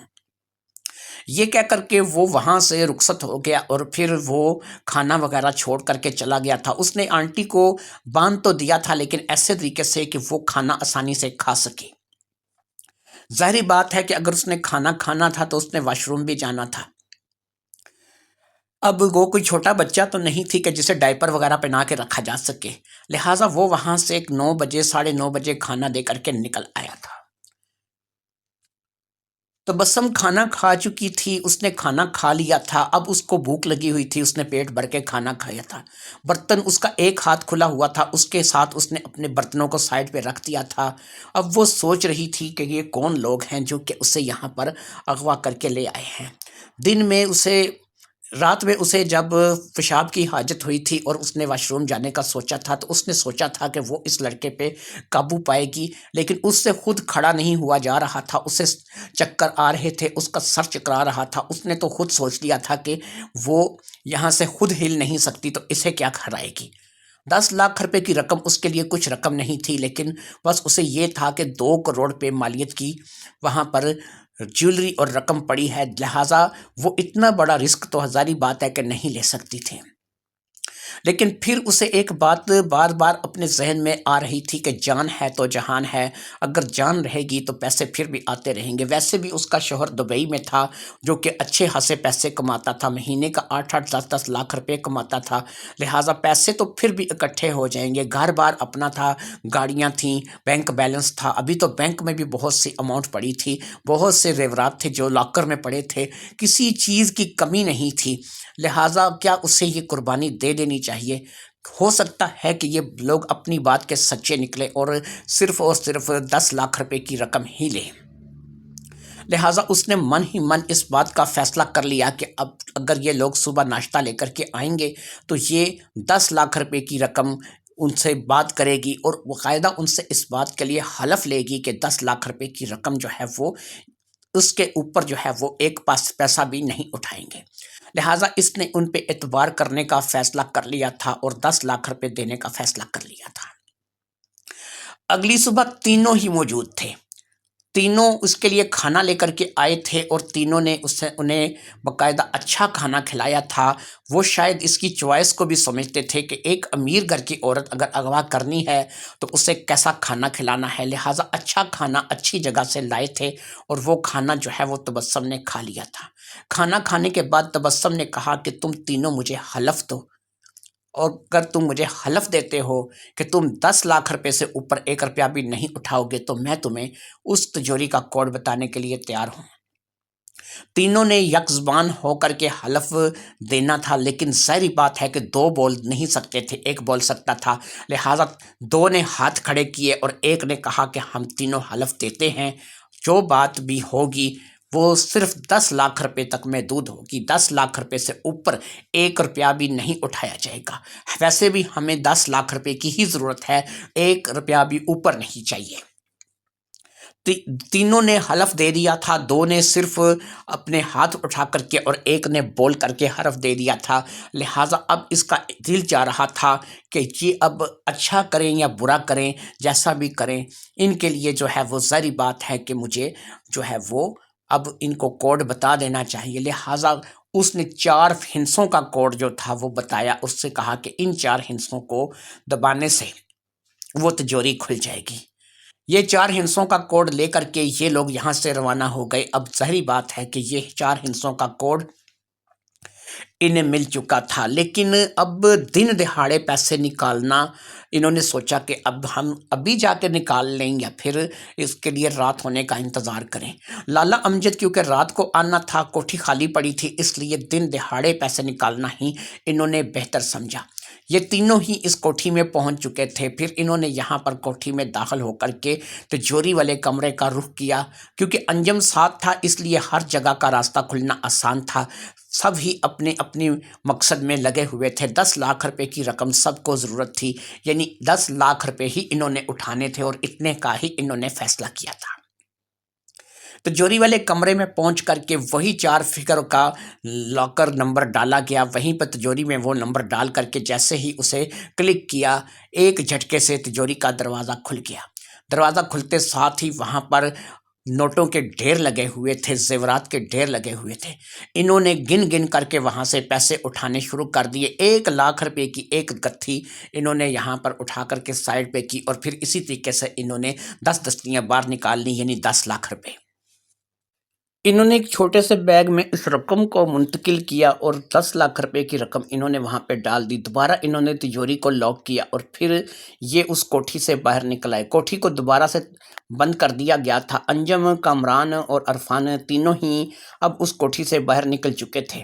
لہٰذا اب انہوں نے ایک ہی طرف کا رخ کرنا تھا۔ انہوں نے جگو دادا کے پاس جانا تھا، اپنی تصویریں لینی تھی اور یہ پیسے ادا کرنے تھے۔ ان لوگوں نے یہی سوچا تھا کہ یہ جگو دادا کے ڈیرے پر جائیں گے اور یہ پیسے اس کو دے کر کے اس سے اپنی تصویریں لے آئیں گے۔ اس کی مہلت کو ابھی بہت دن پڑے تھے، لہٰذا انہوں نے اس بات کا انتظام کر لیا تھا اور آج کے بعد انہوں نے توبہ کر لی تھی کہ وہ کبھی بھی جگو دادا کی بیٹھک پر پاؤں نہیں رکھیں گے۔ لہٰذا یہ اس روز دوپہر کے ٹائم ہی جگو دادا کے پاس پہنچ گئے تھے۔ پھر انہوں نے جگو دادا کو وہ رقم واپس کی۔ جگو دادا اس رقم کو دیکھ کر کے واقعی خوش ہو گیا تھا اور اس نے کہا تھا کہ ٹھیک ہے، میں گنڈا ضرور ہوں لیکن اپنی زبان کا پکا ہوں، جیسا میں نے آپ لوگوں کو کہا تھا یہ تصویریں میں تم لوگوں کے سامنے ان کو پھاڑ دیتا ہوں۔ پھر اس نے واقعی ان کے سامنے ان تصویروں کے ٹکڑے ٹکڑے کر دیے اور ان تصویروں کو ٹکڑے ٹکڑے کر کے اس نے باقاعدہ ان کو ان کے سامنے جو ہے وہ گٹر میں بہا دیا۔ نالی میں پھینک دینا گٹر میں بہا دینے کے برابر ہی تھا، لہٰذا اب اس نے کہا کہ تم تینوں آزاد ہو اور اب تم اپنی مرضی کی زندگی جی سکتے ہو۔ 10 لاکھ روپے اس نے لے لیے تھے، لہٰذا اس نے اب ان تینوں کو رخصت کر دیا۔ اس کو پتا تھا کہ یہ تینوں بڑے گھر کی اولادیں ہیں، اس لیے 10 لاکھ روپے کسی نہ کسی طور پر اکٹھی کر لیں گے، لہٰذا اس نے یہ نہیں پوچھا تھا کہ ان 10 لاکھ کو اکٹھا کرنے کے لیے تم نے کیا کیا ہے یا اس کے لیے تم نے کون کون سے پاپڑ بیلے ہیں۔ اب ظاہری بات ہے کہ وہ پاپڑ جو انہوں نے بیلے تھے وہ ان کو خود ہی پتہ تھے اور اسی طریقے سے دوپہر سے اب یہ رات ہونے کا انتظار کرنے لگے، کیونکہ اب ان کا من تھا کہ جیسے ہی رات ہوگی ہم آنٹی تبسم کو گودام سے نکال کر کے ان کے گھر چھوڑ دیں گے۔ اب انہوں نے یہ بھی فیصلہ کیا تھا کہ ہم اسے بے ہوش نہیں کریں گے، اپنے نقاب ہم لوگ پہنے رکھیں گے، اپنے مکھوٹوں میں رہیں گے اور نوید سے ایک مرتبہ پھر اس کی سزوکی مانگیں گے اور اس سزوکی میں بٹھا کر کے آنٹی تبسم کو ہم لوگ اتار دیں گے۔ صرف اتنا کریں گے کہ جب ان کو گودام سے نکالیں گے تو ان کی آنکھوں پر پٹی باندھیں گے اور پھر جب وہ سزوکی کے اندر بیٹھ جائیں گی تو وہ پٹی ہٹا دیں گے اور جب وہ وہاں پر اپنی کوٹھی کے قریب جا کر کے اتریں گی تو ایک دفعہ پھر ان کی آنکھوں کے اوپر پٹی باندھ کر کے ان کو وہاں چھوڑ دیں گے اور ان کو کہیں گے کہ جب تک ہم لوگ نہ کہیں تم نے پٹی نہیں کھولنی۔ پھر اسی طریقے سے ہم وہاں سے دور ہو جائیں گے اور جتنی دیر تک وہ ہماری بات کو سمجھیں گی اور اپنی آنکھوں سے پٹی ہٹائیں گی، ہماری سزوکی ان کی نظروں میں آئے بغیر وہاں سے نکل چکی ہوگی، کیونکہ نہیں چاہتے تھے کہ وہ سزوکی کو دیکھیں اور اس سزوکی کو کل کو پہچانیں۔ ویسے تو ایسی ہزاروں یا سینکڑوں سزوکیاں اس سے شہر میں چلتی تھیں، لیکن ظاہری بات ہے نمبر سے تو پہچانا جا سکتا تھا، لہٰذا وہ نمبر نہیں چاہتے تھے کہ آنٹی تبسم دیکھے، باقی اسی لیے وہ آنکھوں پر پٹی باندھنے والا کام کرنا چاہ رہے تھے کہ پٹی باندھ کر کے بٹھائیں گے اور پٹی باندھ کر کے اتاریں گے، جب تک وہ پٹی اتار کر کے ارد گرد کے ماحول کو دیکھنے کے قابل ہوں گی اس وقت تک ہم سزوکی وہاں سے لے کر کے بھاگ چکے ہوں گے۔ لہٰذا انہوں نے اسی بات کا فیصلہ کیا تھا اور آج رات کو انہوں نے اس بات کا مکمل تہیہ کر لیا تھا کہ وہ تبسم آنٹی کو چھوڑ دیں گے، انجم کی والدہ اس کے گھر پہنچ جائے گی اور انجم اس طریقے سے اپنی ماں کو لے کر کے اپنے گھر چلا جائے گا۔ لہٰذا اب تینوں ہی دوست رات ڈلنے کا انتظار کر رہے تھے کہ جیسے ہی رات ڈلے گی وہ اسی کام کو سر انجام دیں گے، لیکن اس روز ایک مصیبت بن گئی۔ سزوکی جو تھی وہ نوید کو ضرورت پڑ گئی اور سزوکی جو ہے وہ ان کو نہ ملی۔ رات میں جب یہ نوید کے پاس سزوکی لینے کے لیے گئے تو نوید نے کہا کہ سزوکی تو ایک ڈرائیور ہے اکرم، وہ لے کر کے گیا ہوا ہے اور وہ تو سزوکی جو ہے وہ کل دوپہر تک ہی واپس لے کر کے آئے گا۔ اسے بھی کچھ گھر کے کام کے لیے سزوکی چاہیے تھی، کچھ سامان جو ہے اس نے ڈھونا تھا، مکان اس نے شفٹ کرنا تھا، اس لیے وہ مجھ سے سزوکی جو ہے وہ سامان رکھنے کے لیے مانگ کر کے لے گیا، جو کہ میں نے اسے دے دی، لہٰذا یہ تو کل دوپہر تک واپس آئے گی اور آج کی رات جو ہے وہ تم لوگوں کو انتظار کرنا ہوگا۔ تینوں ہی اب اس بات پر متفق تھے کہ ہم لوگ جو ہے وہ آج کی رات انتظار کر لیتے ہیں، باقی ایک ہی رات کی بات ہے، کل سزوکی آ جائے گی تو ہم لوگ آنٹی تبسم کو گھر چھوڑ دیں گے۔ لہٰذا اس روز بھی یہ رات کو وہاں پر گئے، انہوں نے نہ صرف کہ آنٹی تبسم کو واش روم تک سہولت دی بلکہ اس کو کھانا دے کر کے بھی آ گئے۔ ظاہری بات ہے کہ اب آنٹی تبسم نے واش روم بھی استعمال کرنا تھا اور یہ تینوں اس روز موجود تھے تو اس نے واش روم جانے کا کہا تھا تو یہ اسے واش روم لے کر کے گئے تھے، تینوں ہی باہر رک گئے تھے اور تینوں اس بات کا انتظار کرتے رہے تھے کہ اس بے پردہ واش روم میں جس کا پردہ بھی نہیں لگا ہوا تھا وہ خود ہی باہر نکلیں گی تو یہ انہیں لے کر کے دوبارہ وہاں پر جائیں گے۔ انہوں نے دوبارہ انہیں وہاں پر لے جا کر کے گدے کے پاس رکھ دیا تھا۔ انہوں نے ایک سہولت اس کے لیے اور کر دی تھی، اس کا صرف ایک پاؤں ایک لمبی زنجیر کے ساتھ باندھ دیا تھا اور اس کا صرف ہاتھ بھی کھول دیا تھا، صرف ایک پاؤں تھا جو کہ اب کڑی لگا ہوا تھا اور اس کڑی کے ساتھ اسے باندھا ہوا تھا۔ اس کڑی کے ساتھ وہ واش روم تک خود جا سکتی تھی، خود آ سکتی تھی، لہٰذا بازو بھی کھول دیے گئے تھے اور دوسرا پاؤں بھی کھول دیا گیا تھا۔ اب صرف ایک پاؤں تھا جو کہ کڑی لگا ہوا تھا اور اس تک وہ واش روم تک بڑی آسانی سے جا سکتی تھی۔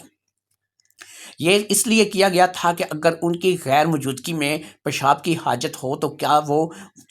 دوبارہ وہاں پر آتے رہیں گے یا پھر وہ خود بھی پیشاب کرنے جا سکے گی۔ وہ کڑی اتنی لمبی ہو چکی تھی کہ اب وہ واش روم تک چلی جاتی تھی اور واش روم سے واپس آ جاتی تھی، لہٰذا اتنی لمبی کڑی کافی تھی۔ باقی انہیں پتہ تھا کہ آنٹی تبسم میں وہ ہمت حوصلہ نہیں ہے کہ وہ لڑ سکیں یا پھر باقی انہوں نے پیسے ادا کر دیے تھے تو انہوں نے آنٹی تبسم کو بتا دیا تھا کہ ایسا ہے کہ جس سواری پر ہم لوگوں نے آپ کو لے کر کے جانا تھا وہ سواری آج ہمیں نہیں ملی ہے، اسی سواری پر ہم آپ کو لے کر کے آئے تھے، لہٰذا وہ سواری شہر سے باہر گئی ہوئی ہے، کل تک وہ سواری آ جائے گی تو ہم آپ کو یہاں سے لے کر کے چلے جائیں گے، اس لیے امید ہے کہ یہ ایک رات آخری آپ کی یہاں پر رات ہوگی اور اس کے بعد کل کا سورج جو ہے وہ آپ کے لیے جو ہے آزادی کا باعث ہوگا۔ انہوں نے یہ بھی بتایا تھا کہ جیسا کہ ہم نے آپ سے وعدہ کیا تھا، ہم نے 10 لاکھ روپے کے علاوہ کوئی رقم یہاں سے نہیں نکالی ہے، ہماری تینوں کی یہاں پر موجودگی اور آپ کو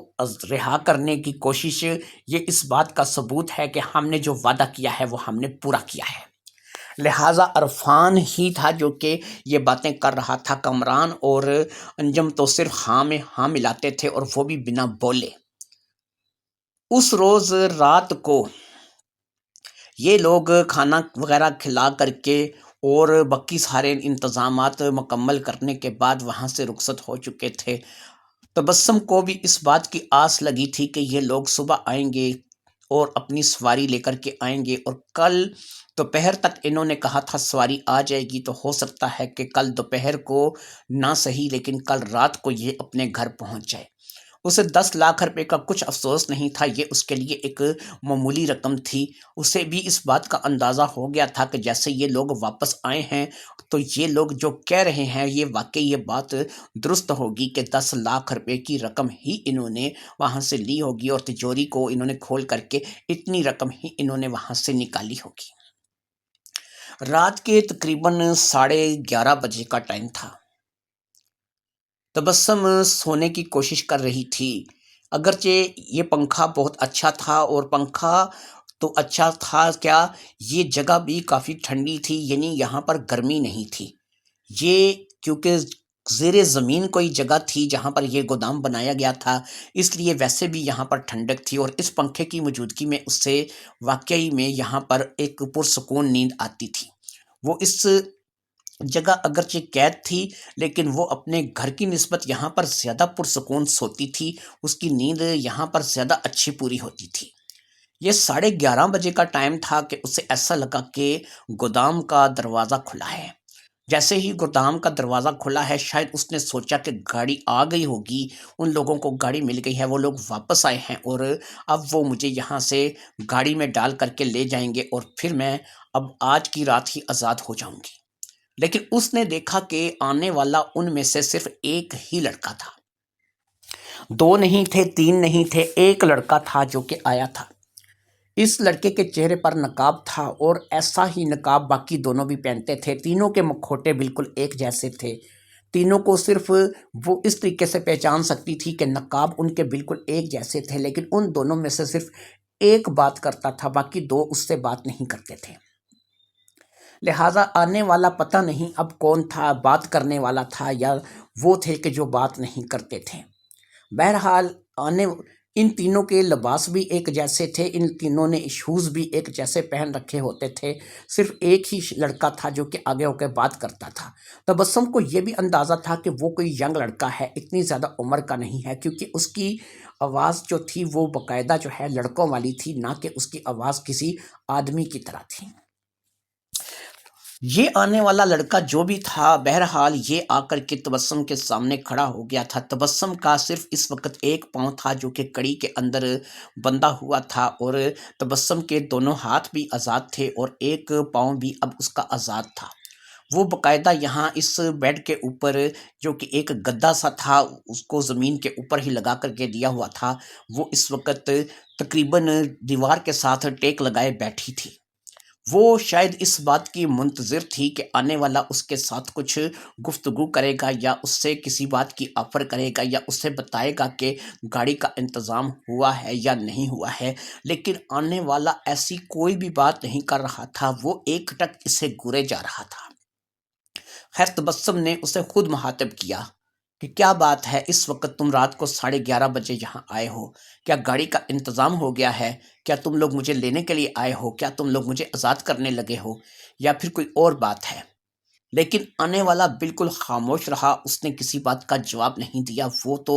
اس طریقے سے گور کر اسے دیکھ رہا تھا کہ اسے اپنے آپ میں شرم سے آنے لگی، یہ اپنے اندر ہی سمٹنے لگی۔ اسے آنے والی کی نیت میں کچھ فطور نظر آ رہا تھا، آنے والی کی نگاہ اس کے لیے کچھ زیادہ اچھی نہیں معلوم ہو رہی تھی۔ اسے ایسا لگ رہا تھا کہ جو بھی آیا ہے وہ اس کے لیے اچھی نیت لے کر کے نہیں آیا ہے۔ ایک عورت کو زیادہ دیر نہیں لگتی کسی کی نیت کو سمجھنے میں، اس لیے اس نے اس کی نیت کو سمجھ لیا تھا، لہٰذا اس نے کہا کہ تم یہاں سے بہتر ہے کہ چلے جاؤ اور صبح اپنے دوستوں کے ساتھ آنا۔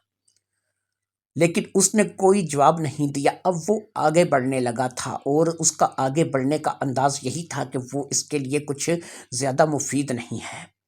لیکن ایک عورت جو کہ ایک پاؤں پہلے ہی جس کا کڑی میں بندھا ہوا تھا اور دوسرا پاؤں اس کا آزاد تھا، دونوں ہاتھ آزاد تھے، ظاہری بات ہے کہ وہ کہاں جا سکتی تھی، کتنا پھڑپھڑا سکتی تھی، اپنے آپ کو کتنا بچا سکتی تھی۔ تھوڑی بہت کوشش تو ظاہری بات ہے کہ اس نے کی، لیکن ظاہری بات ہے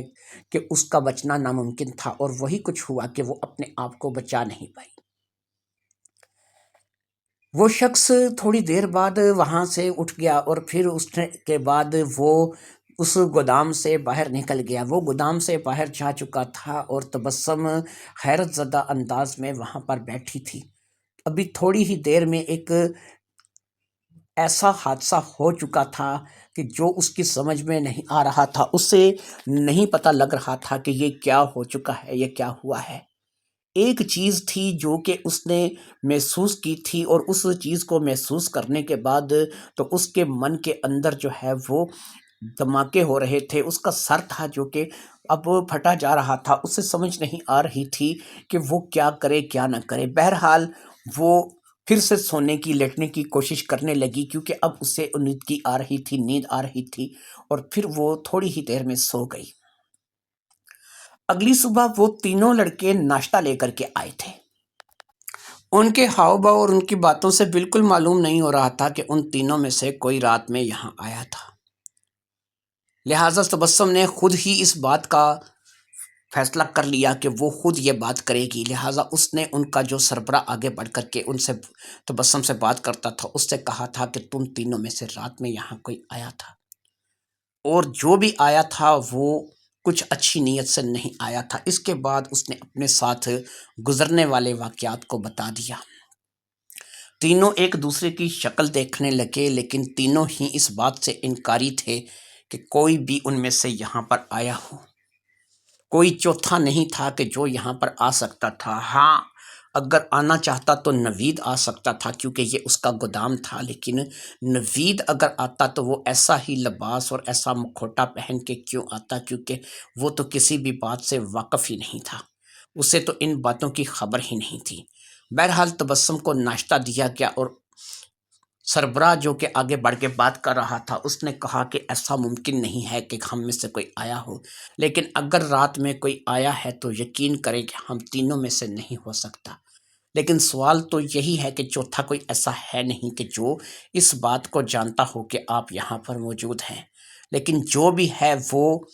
جیسا بھی ہے آپ کا مجرم ہے، ہم اس سے تلاش کرنے کی کوشش کریں گے، اور جو بھی سزا ہو سکے گی اس کو دیں گے۔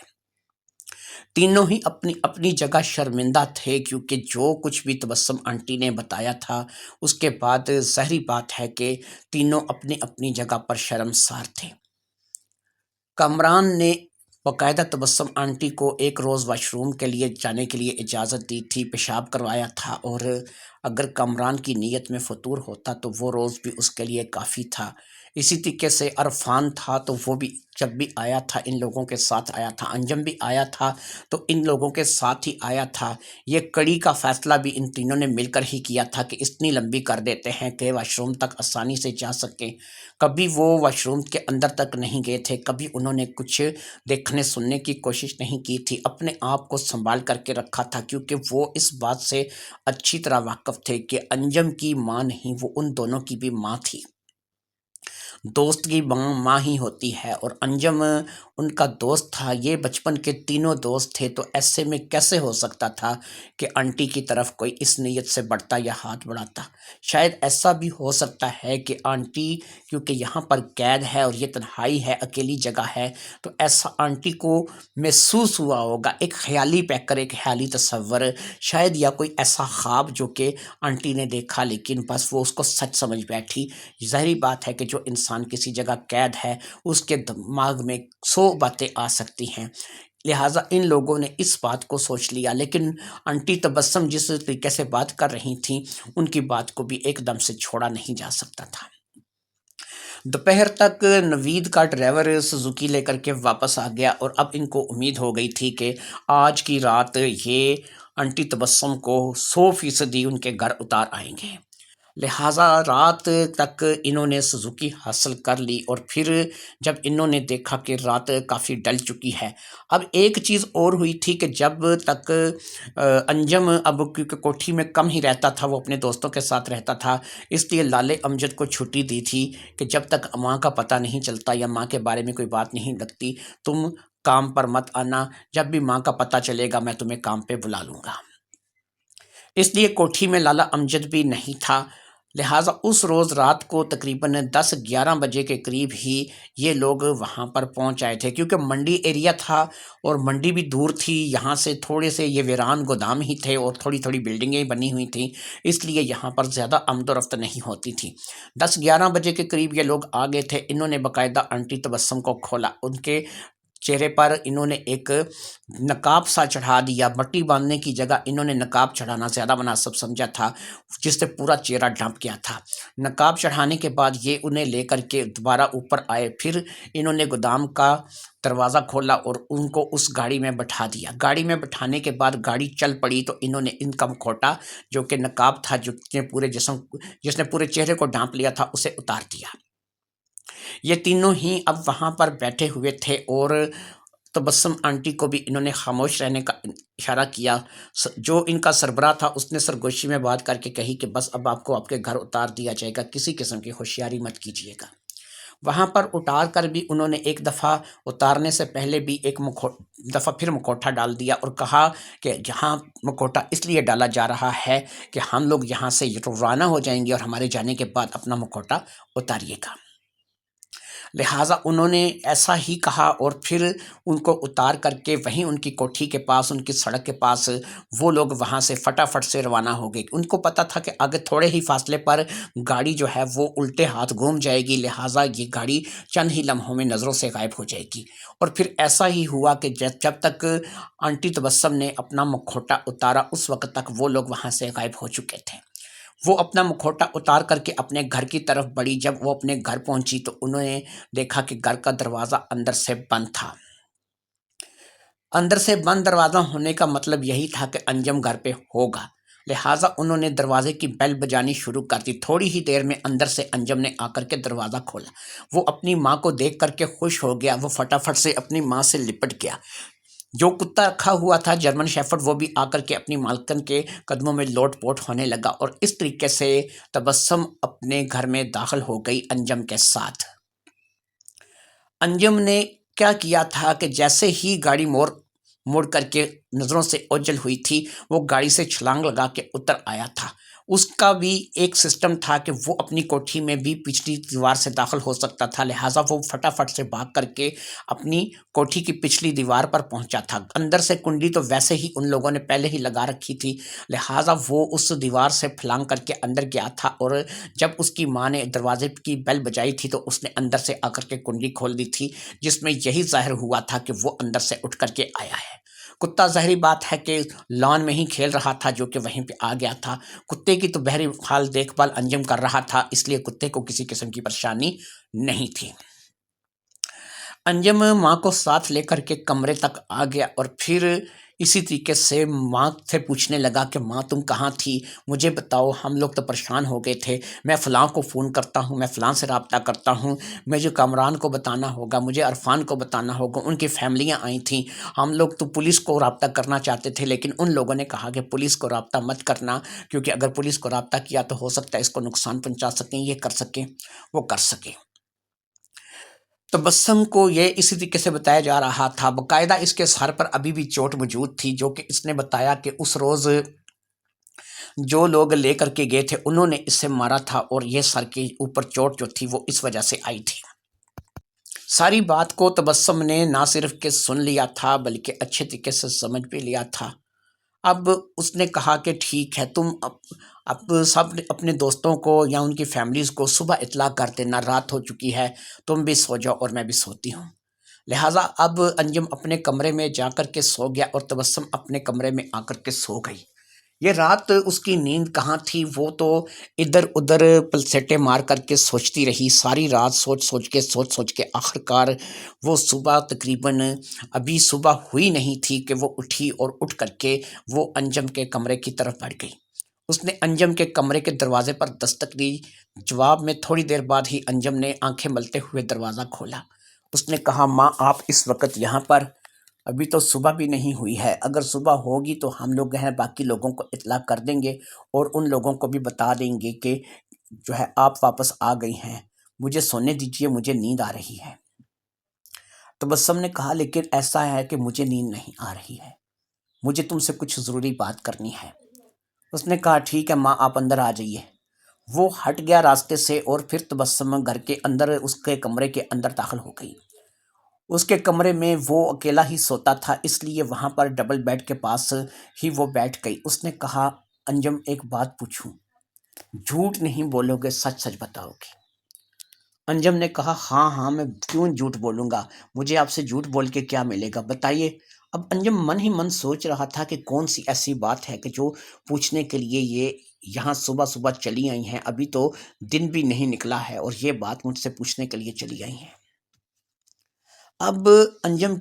کی ماں تبسم نے کہا انجم میں نے تم سے پوچھنا جو ہے یہ سوال ایسا ہے کہ جس کا جواب مجھے صرف ہاں میں چاہیے اور جھوٹ تم نے نہیں بولنا، یہ یاد رکھو۔ اگر تم جھوٹ بولو گے تو یاد رکھو کہ میرے اندر مجھے بہت دکھ لگے گا کہ تم نے میرے آگے غلط بیانی کی ہے یا تم نے میرے آگے جھوٹ بولا ہے۔ سچ بولو گے تو یقین کرو کہ میں ہو سکتا ہے کہ وقتی طور پر اس کو برا محسوس کروں، لیکن میں تم سے راضی ہو جاؤں گی کہ تم نے کم از کم جھوٹ نہیں بولا ہے، برم رکھا ہے، اتنی میری تربیت کا برم رکھ لیا ہے کہ تم نے میرے ساتھ سچ بولا ہے۔ اندر ہی اندر اب انجم سوچنے لگا کہ مجھے لگتا ہے کہ ماں کو اس بات کا اندازہ ہو گیا ہے کہ ہم تینوں نے ہی اسے اغوا کیا تھا، 10 لاکھ روپے ہم نے ہی نکالا ہے۔ وہ اسی بارے میں سوچنے لگا، اس نے لگ رہا تھا کہ شاید ماں نے انہیں پہچان لیا ہے اور ماں جو ہے وہ اس بارے میں جان گئی ہے کہ یہی وہ لوگ ہیں کہ جنہوں نے اسے اغوا کیا تھا اور انہوں نے 10 لاکھ روپے اس سے لیا ہے۔ بس اس کے ذہن میں یہی بات گھوم رہی تھی، لہٰذا اس نے کہا ماں ٹھیک ہے، تم جو بھی پوچھو گی میں تمہیں سچ جواب دوں گا اور اس سچ کے سوا کچھ نہیں بولوں گا۔ اس نے کہا اچھا انجم ایک بات بتاؤ، تم نے میرے ساتھ وعدہ کیا ہے کہ تم جھوٹ کا سہارا نہیں لو گے، تم غلط بیانی نہیں کرو گے اور میرے ساتھ سچ بولو گے۔ انجم نے کہا ہاں میں سچ بولوں گا، میں جھوٹ کا سہارا نہیں لوں گا، آپ جو بھی پوچھیں گی میں اس کا صحیح جواب دوں گا۔ اب تبسم نے کہا ٹھیک ہے انجم، مجھے صرف یہ بتاؤ اس روز گودام میں رات کو 11:30 بجے تم آئے تھے نا؟ یہ بات سن کر کے تبسم خاموش ہو گیا۔ تبسم کی نظریں جھک چکی تھیں اور وہ اپنی ماں سے آنکھیں نہیں ملا رہا تھا۔ اس نے کہا انجم میں سچ سننا چاہتی ہوں، مجھے سچ بتاؤ اس روز 11:30 بجے رات کو تم آئے تھے نا؟ اب ایک ہلکی سی آواز کے ساتھ انجم نے کہا ہاں میں ہی تھا۔ تبسم نے کہا بس مجھے اطمینان ہوا کہ تم نے جھوٹ نہیں بولا، مجھے برا تو بہت لگا ہے جو تم نے میرے ساتھ کیا ہے، ایسا میں نے کبھی سوچا بھی نہیں تھا، لیکن یہ ہے کہ چلو تم نے میرا اتنا مان رکھ لیا کہ تم نے جھوٹ نہیں بولا۔ یہ کہہ کر کے اب تبسم اپنی جگہ سے اٹھ کھڑی ہوئی، اب وہ اپنے کمرے کی طرف جانا چاہتی تھی۔ انجم نے پیچھے سے پکارا ماں آپ جانتی تھی کہ ہم 3 ہیں، ہم کون کون ہیں؟ تبسم نے کہا نہیں، میں نہیں جانتی تھی کہ تم تینوں کون ہو، نہ مجھے تمہارے بارے میں کچھ پتا چلا تھا۔ تمہارا جو سربراہ تھا میں اس کی آواز کو بھی نہیں پہچان پائی تھی اور تم دونوں تو بولتے ہی نہیں تھے، لیکن تمہیں میں نے پہچان لیا تھا اس روز جس روز تم رات کو 11:30 بجے میرے پاس آئے تھے۔ تم وہ ہو کہ جسے میں نے اپنے ہاتھوں سے پرورش کیا ہے، جسے میں نے خود پالا ہے۔ شاید تمہیں بھی اس بات کا اندازہ نہیں، لیکن تمہارے گھٹنے کے پاس ایک نشان ہے جو کہ تمہارا بچپن سے ہے، وہ صرف مجھے پتا ہے یا پھر تمہیں خود پتا ہوگا کہ وہ ایک نشان ہے جو کہ سیاہ رنگ کا گول سا پیسے کے برابر نشان ہے۔ ایک تمہارا یہ سیاہ رنگ کا پیسے کے برابر کا نشان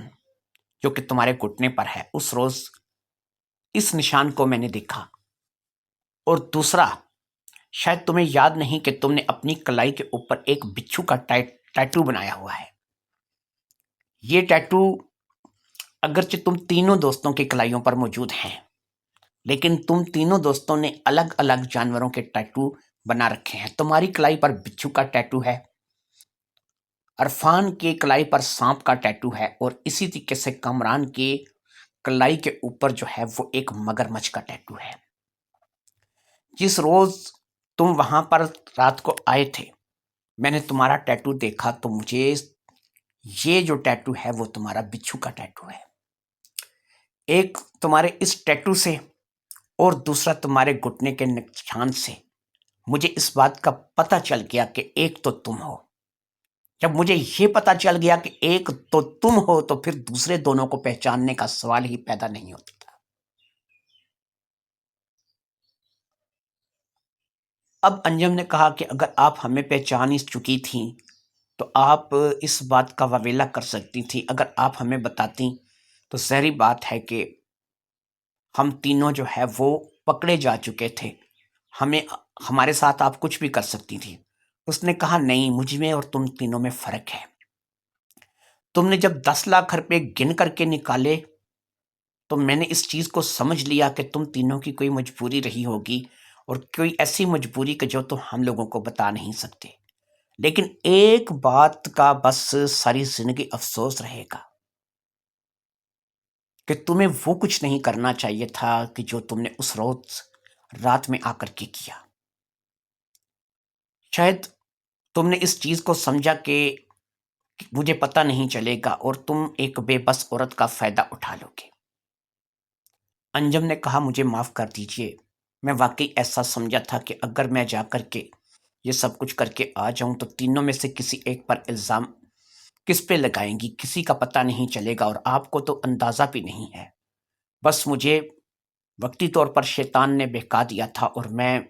اس کے بہکاوے میں آ کر کے یہ سب کچھ کر بیٹھا، لہٰذا مجھے معاف کر دیجئے۔ باقی وہ 10 لاکھ روپے ہی ہم نے لیے تھے، اس سے اوپر کچھ نہیں لیا، اور وہ ہم نے کہاں خرچ کیے، اس کا ہم نے کیا کیا، یہ بھی آپ کو نہیں بتا سکتے۔ تبسم نے کہا ٹھیک ہے، تمہاری زندگی کی پہلی اور آخری غلطی سمجھ کر کے میں تمہیں معاف کرتی ہوں، لیکن ایک بات ہمیشہ سے یاد رکھنا، آج کے بعد کبھی کسی ایسی سچویشن میں کسی مجبور کا فائدہ نہ اٹھانا، کسی مجبور بے بس کا فائدہ نہ اٹھانا۔ تمہارے دوست تم سے زیادہ اچھے نکلے کہ انہوں نے جانتے ہوئے بھی کہ وہ اگر میرا فائدہ اٹھانا چاہیں تو اٹھا سکتے ہیں، انہوں نے ایسا کچھ نہیں کیا۔ لہٰذا تم دونوں تینوں نے یہ پیسہ کہاں خرچ کیا، تمہیں کس مقصد کے لیے چاہیے تھا، میں کبھی بھی تم سے نہیں پوچھوں گی، لیکن یہ یاد رکھنا کہ آج کے بعد ایسے کسی کی مجبوری کا فائدہ نہیں اٹھانا۔ اور ہاں، اپنے دوستوں کو بالکل نہ بتانا کہ میں تم تینوں کی اصلیت کو جان چکی ہوں۔ امید ہے کہ یہی تمہارے اور میرے سب کے حق میں مفید رہے گا۔ یہ کہہ کر کے تبسم اس کے کمرے سے نکل آئی۔ اب وہ سونا چاہتی تھی، شاید اب اس سے نیند آ جائے، یہی وہ بات تھی کہ جسے وہ رات بھر سے سوچ رہی تھی، اور اس کی وجہ سے اس کی نیند اڑ چکی تھی، شاید اب وہ نیند آ جائے۔